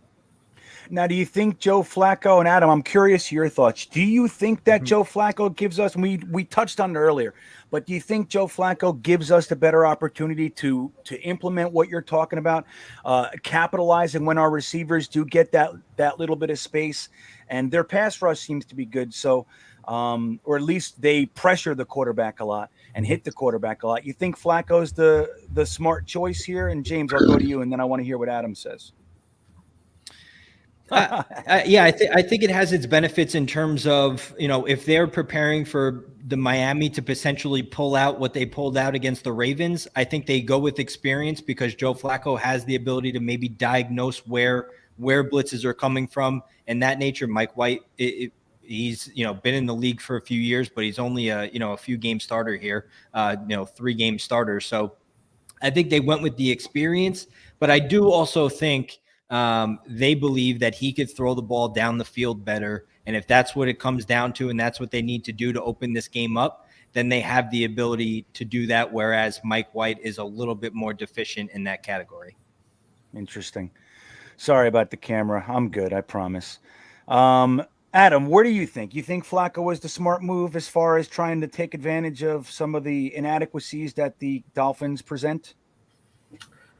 I think for the game itself, it's going to make some sense. I think during the week, in terms of trying to find excitement and a reason to get into the game, it's a big dud. I think the casual fan is absolutely not going to watch this football game whatsoever because they can't find a reason to outside of fantasy or betting. Sorry, Frankie. Sorry to mention gambling. But I think in terms of execution, I understand the logic. But I think James made a good point about getting these guys in space. I feel as though in just about every game, the opponent has a way of being able to throw the ball, and they have there's not another Jet on the screen. It feels like sometimes. Right. Where's the Jet? How often do we see Elijah Moore, Corey Davis, Keelan Cole, Jamison Crowder? How often do they really get the ball with some space? And these guys are shifty. They can go a little bit. I'd like to see these guys get the ball in some space, and because that's the way to make the big plays. That's what Mike White was able to do against Cincinnati. But it feels like against these other teams, especially Buffalo, they didn't have a chance to do that. So, you know what? Maybe Joe Flacco will keep them honest. Maybe it's going to force Miami to play their secondary back a little bit instead of cheating up to try to take away the short game. And by doing that, you're also opening up opportunities for the running game. And by the way, I'll give you one note on the running game. We haven't had a run yet of 20 yards or more yet this season. Not one. Pish posh. No, not one. It's true. Our longest run so far has been Elijah Moore, 19 yards. Wow. See, that's 20. It was 19.4. They rounded down. No. Right. 19.4. I know if it was one more point, it would have been 20. One more inch. The Al Pacino speech. The 1 inch. Yeah, and that's like James was talking about Michael Carter earlier, and it's interesting because we're not seeing those big blow up kind of run down the sideline plays, but we are seeing effectiveness when used properly. We're seeing first downs. It might only be a 3-yard run, but we're seeing it used properly a lot of the time. At least recently, the first half of the season, I was really scratching my head about some of our design. But it does seem like we're using the running game a little bit more to our favor. So I think that, I really agree. I don't know if we should start with the run game, that old run, pass, punt kind of thing. At the same time, I would like to see the run game as a part of the plan early. I don't know starting with it necessarily. Maybe a nice play action, Flacco getting the ball, nice 15-yarder kind of a thing, spread them out, open them up a smidge, and then go from there. But so what do you got for the defense? What are we oh no, that was the defense. What are we looking at with what they're going to be throwing at us offensively?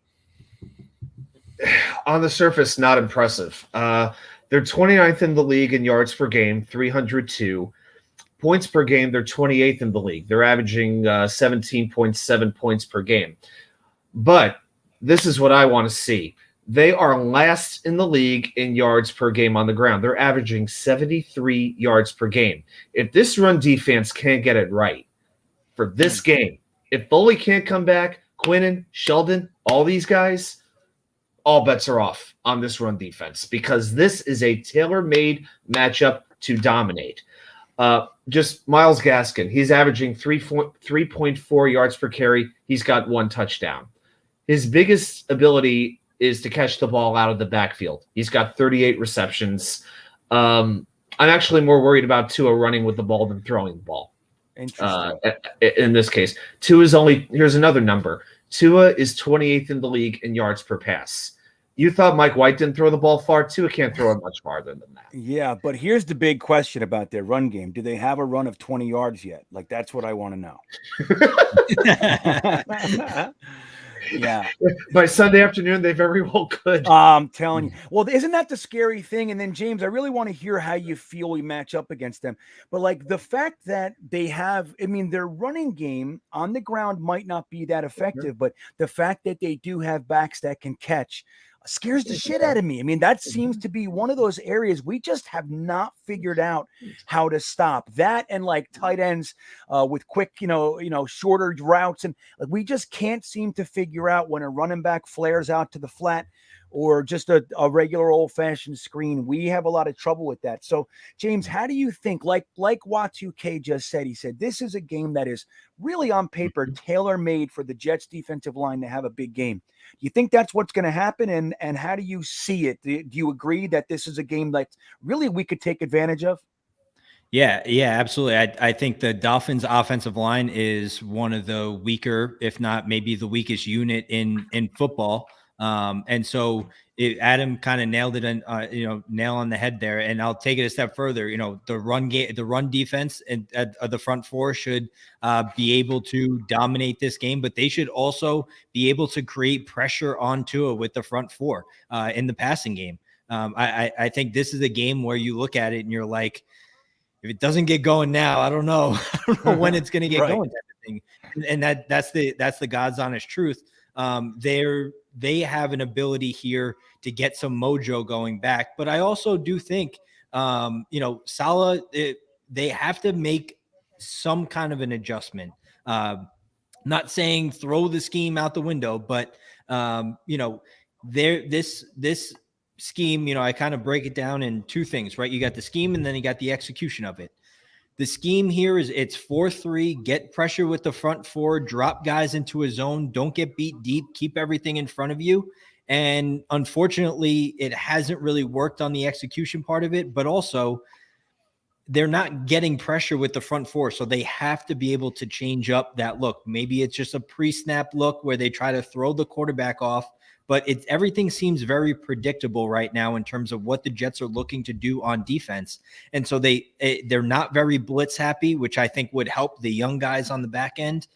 Because quite frankly, if you're not getting any pressure on the quarterback, life's going to be difficult no matter who you are really sometimes on that back end there. But I do think what the Jets need to work on, this defense needs to work on outside of the rush, outside of the run game is play recognition.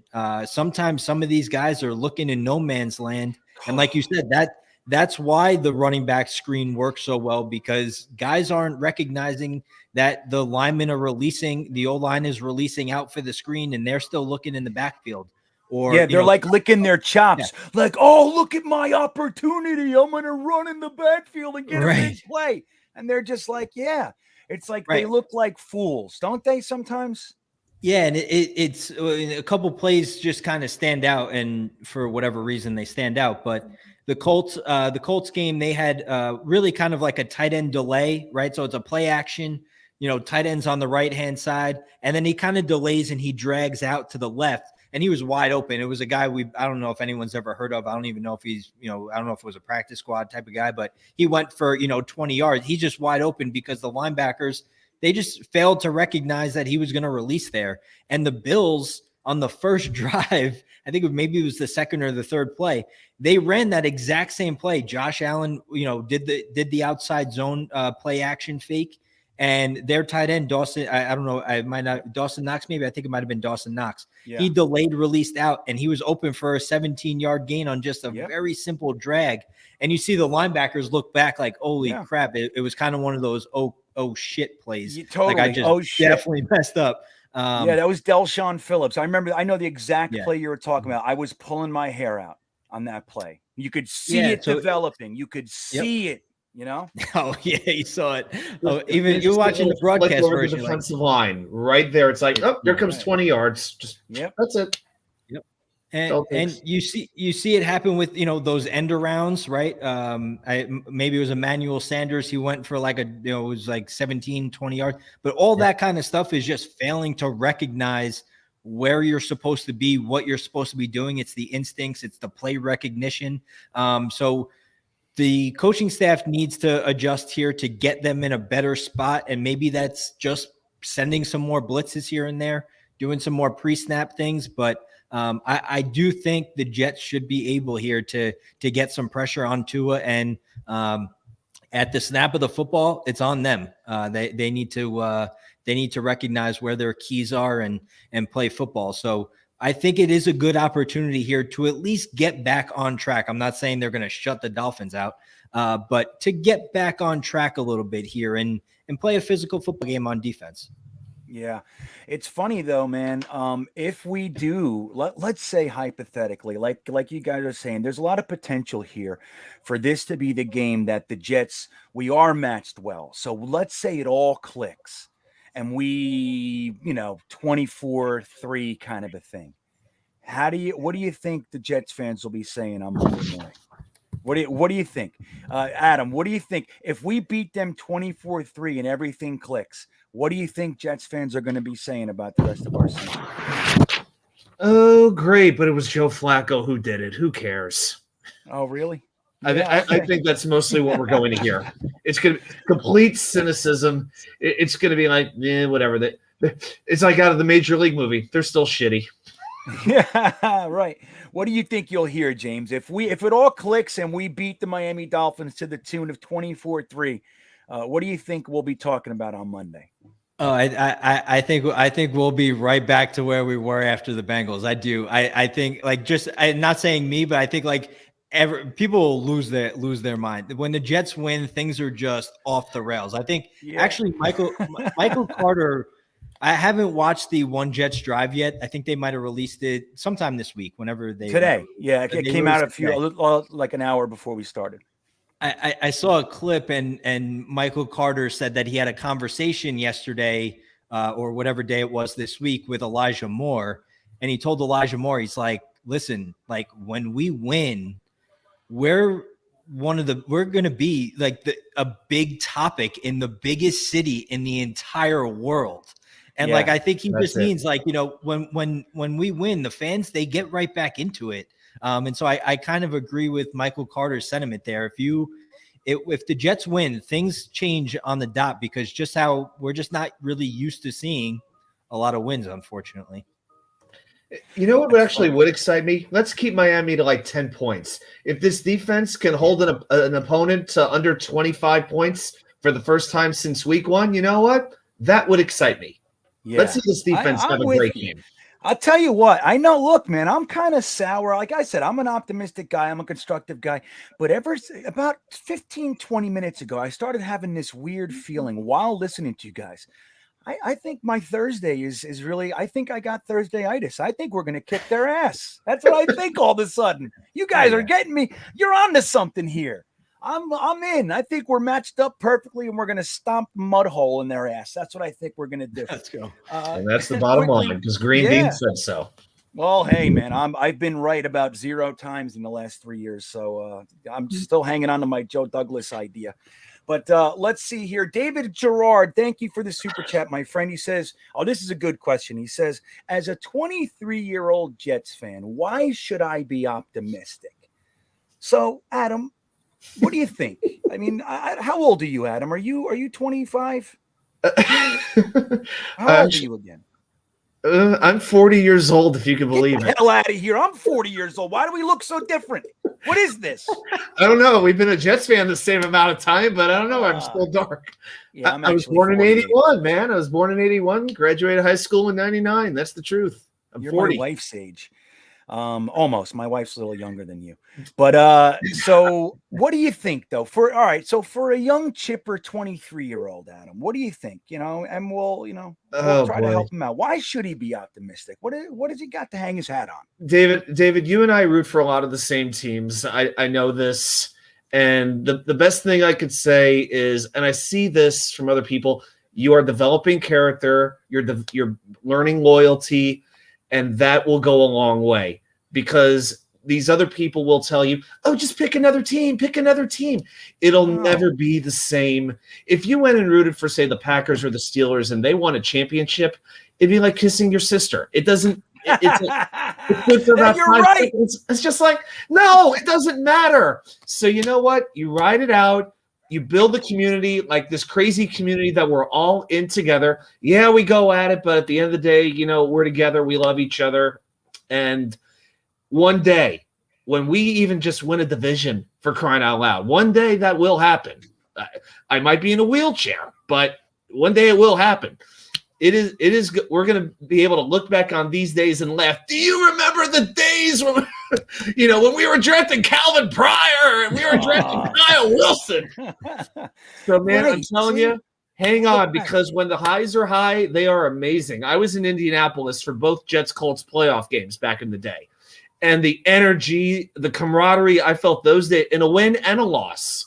You can't replicate it. It is the most amazing thing. And, bro, one day we're all going to experience it together.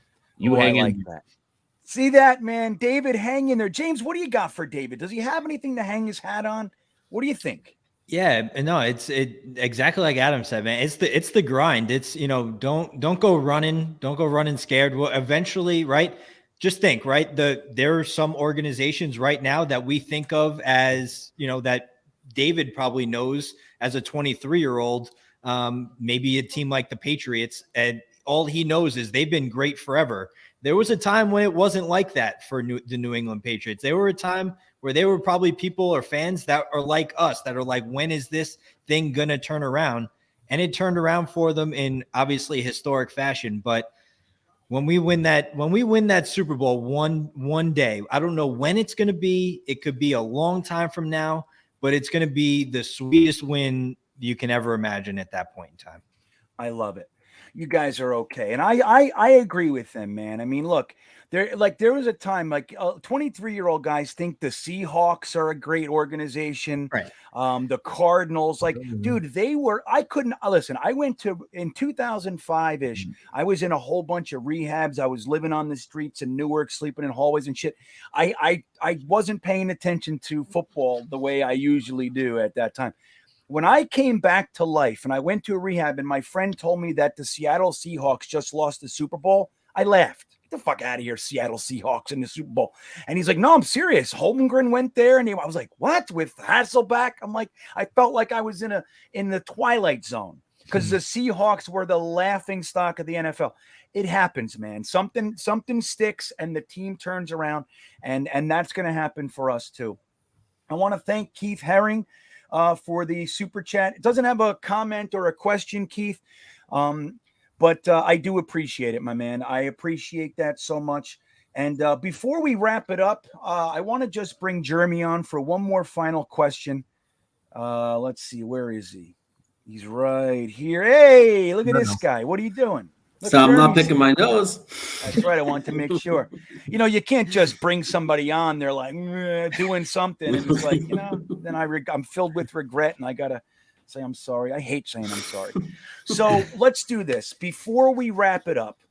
I want to know, realistically, our predictions for this week, including the outcome and the score. So I want to start with James and give you the opportunity to not be tainted by anybody else's opinion. What do you think is going to happen this week, and what do you think the final score will be? So I have this being a competitive game, but I do have the score at 27-24 Dolphins. I think it's going to be a competitive one. The defense is just it until based on last week and obviously the couple weeks prior, until they prove otherwise. If we're in a close game, I just don't have the confidence that they can get the stop that's going to be needed despite the opponent. So I'm going to go 27-24 Dolphins. We get a competitive game, but I just don't see the defense potentially getting the stop that we might need in that close game. 27-24 Fish. Interesting. You had me for a second there. I thought you were going the other way, James. I did, but it makes sense. I'm with you. Like that inability to close it out. That does feel like us. Jeremy, what do you got? What do you think is going to happen this weekend? You think this is a Joe Flacco revisiting of the Mike White scenario, or what do you think is going to go on? No, I think we're going to win 30. Well, I think, kind of. I think we're going to win 34-24. And I think and the reason I think that is for one reason. There's only not because I have any faith in the Jets at this point.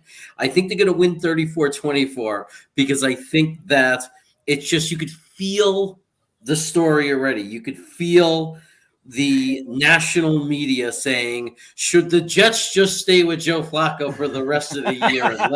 You know what I mean? I can just feel it coming. So Joe Flacco's going to come in. He's going to throw for well over 300 yards. He's going to throw 3 touchdowns. He's going to have this great game. And then we're going to have the he's our savior thing all over again. Vinny so for that reason, For that reason, 34-24, and I say 24 only because our defense has been so putrid. It's like I'm not going to give them any credit of their ability to stop anyone until they actually do. Hey, 24 would be pretty good right now, buddy. So that makes sense. I tell you, Jeremy, there's logic there, man. Because if it can happen in a weird negative way for us, like if a win has to be tainted, that's how we'll win. Yep. Y2K99, I'll let you finish this one out. What do you see happening this weekend? I'm going to get a little bit adventurous here. I am going to say at some point, Joe Flacco gets blindsided. There's no penalty on Miami because when a Jets quarterback gets hit, the officials don't care. Mike White comes in the game and leads the Jets to victory. Jets 27, Dolphins 23. Nice. Wait, So what was Mike that? White rides again. Wait, you cut out for a split second. All I heard was 23. What'd you say? Okay, I'm saying Jets 27, Dolphins 23, and Mike White is the hero again. Let's get Mike crazy. White. Oh my God. Yeah, that's interesting. I didn't even see that angle. I like it. I'm going to say, and I want to just preface this by saying I'm religiously against predicting Jets losses because I believe in the ether and the stratosphere and energies. But that said, I think this is our coming out party. It's the division game we're going to win, and it's going to be 27-10. That's what I think is going to happen. 27-10, 2 picks, 4 sacks. That's what's going on. And Joe Flacco, as Jeremy said, throws for 315. And we're talking about the resurgence of Vinny Testaverde is back. The Paisan that came in to save the Jets. That's what's going to happen. 27-10. So before we go, James, why don't you let everybody know where they can find you? Anything you got going on? Where can we hear more from you?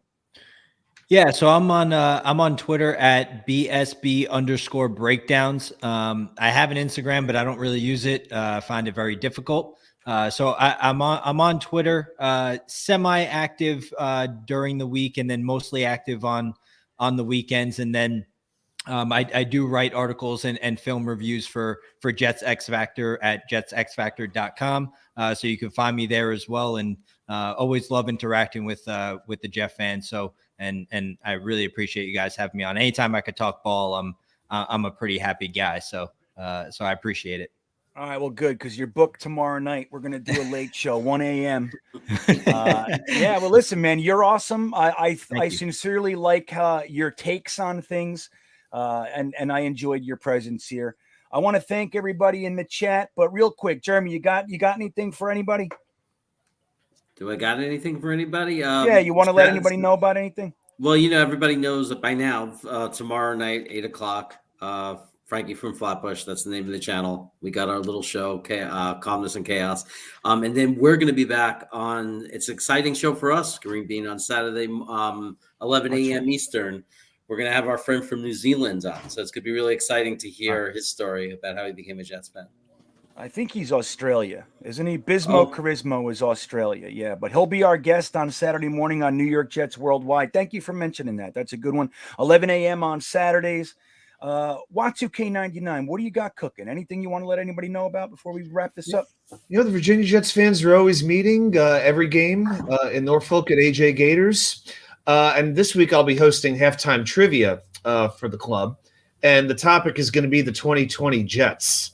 Last season. So that's going to be a very painful segment, but it's going to be fun. If you like, real quick, would you like one of the trivia questions right now as a special bonus? Want to take a second? Yeah. Let's do it quickly. Sure. Yeah, I'll do this quickly. So this is the tiebreaker question. So in last season, how many times did Sam Darnold get sacked? And keep in mind, he only played 12 games. So this is like the tiebreaker. Whoever is closest, if there's a tie, wins. So right, I'm gonna say 22. What do you got, James? I'm gonna say 34. 34. Oh my God, I hope you're wrong. Jeremy, what do you think? 47. Well, all of a sudden 34 sounds good. How'd we do? James, you were wrong, but you were definitely closest. It's actually 35. You're a one-off, so very good job. 35 Not bad, James. Not bad. That's why I was never good at the Price is Right. That's it. Yeah, okay. I always wanted to play Plinko myself. I know, Plinko. That's the one. But anyway, I should say, I appreciate everybody in the chat. You guys are the best. Before we go, I want to remind you about the contest we're doing here. All you got to do is subscribe to this channel and subscribe to Full-Time Coaster Tour. You are entered to win any t-shirt of your choice from the GreenBeanjetsfan.com merch store. And a grand prize winner will also get that, but we'll get the Manscaped Ultra Smooth package as well, and some stickers.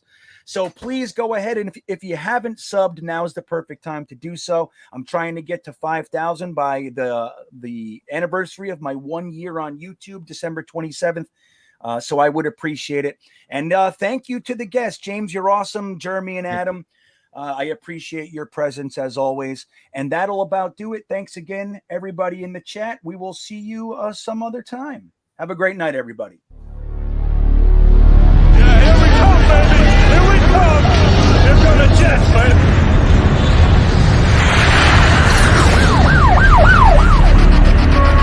You want to run or you want to duck down? You want to duck, just go over and get onto the bench and stay there. You play to win the game. My message for the fans, we're all frustrated with where we are right now.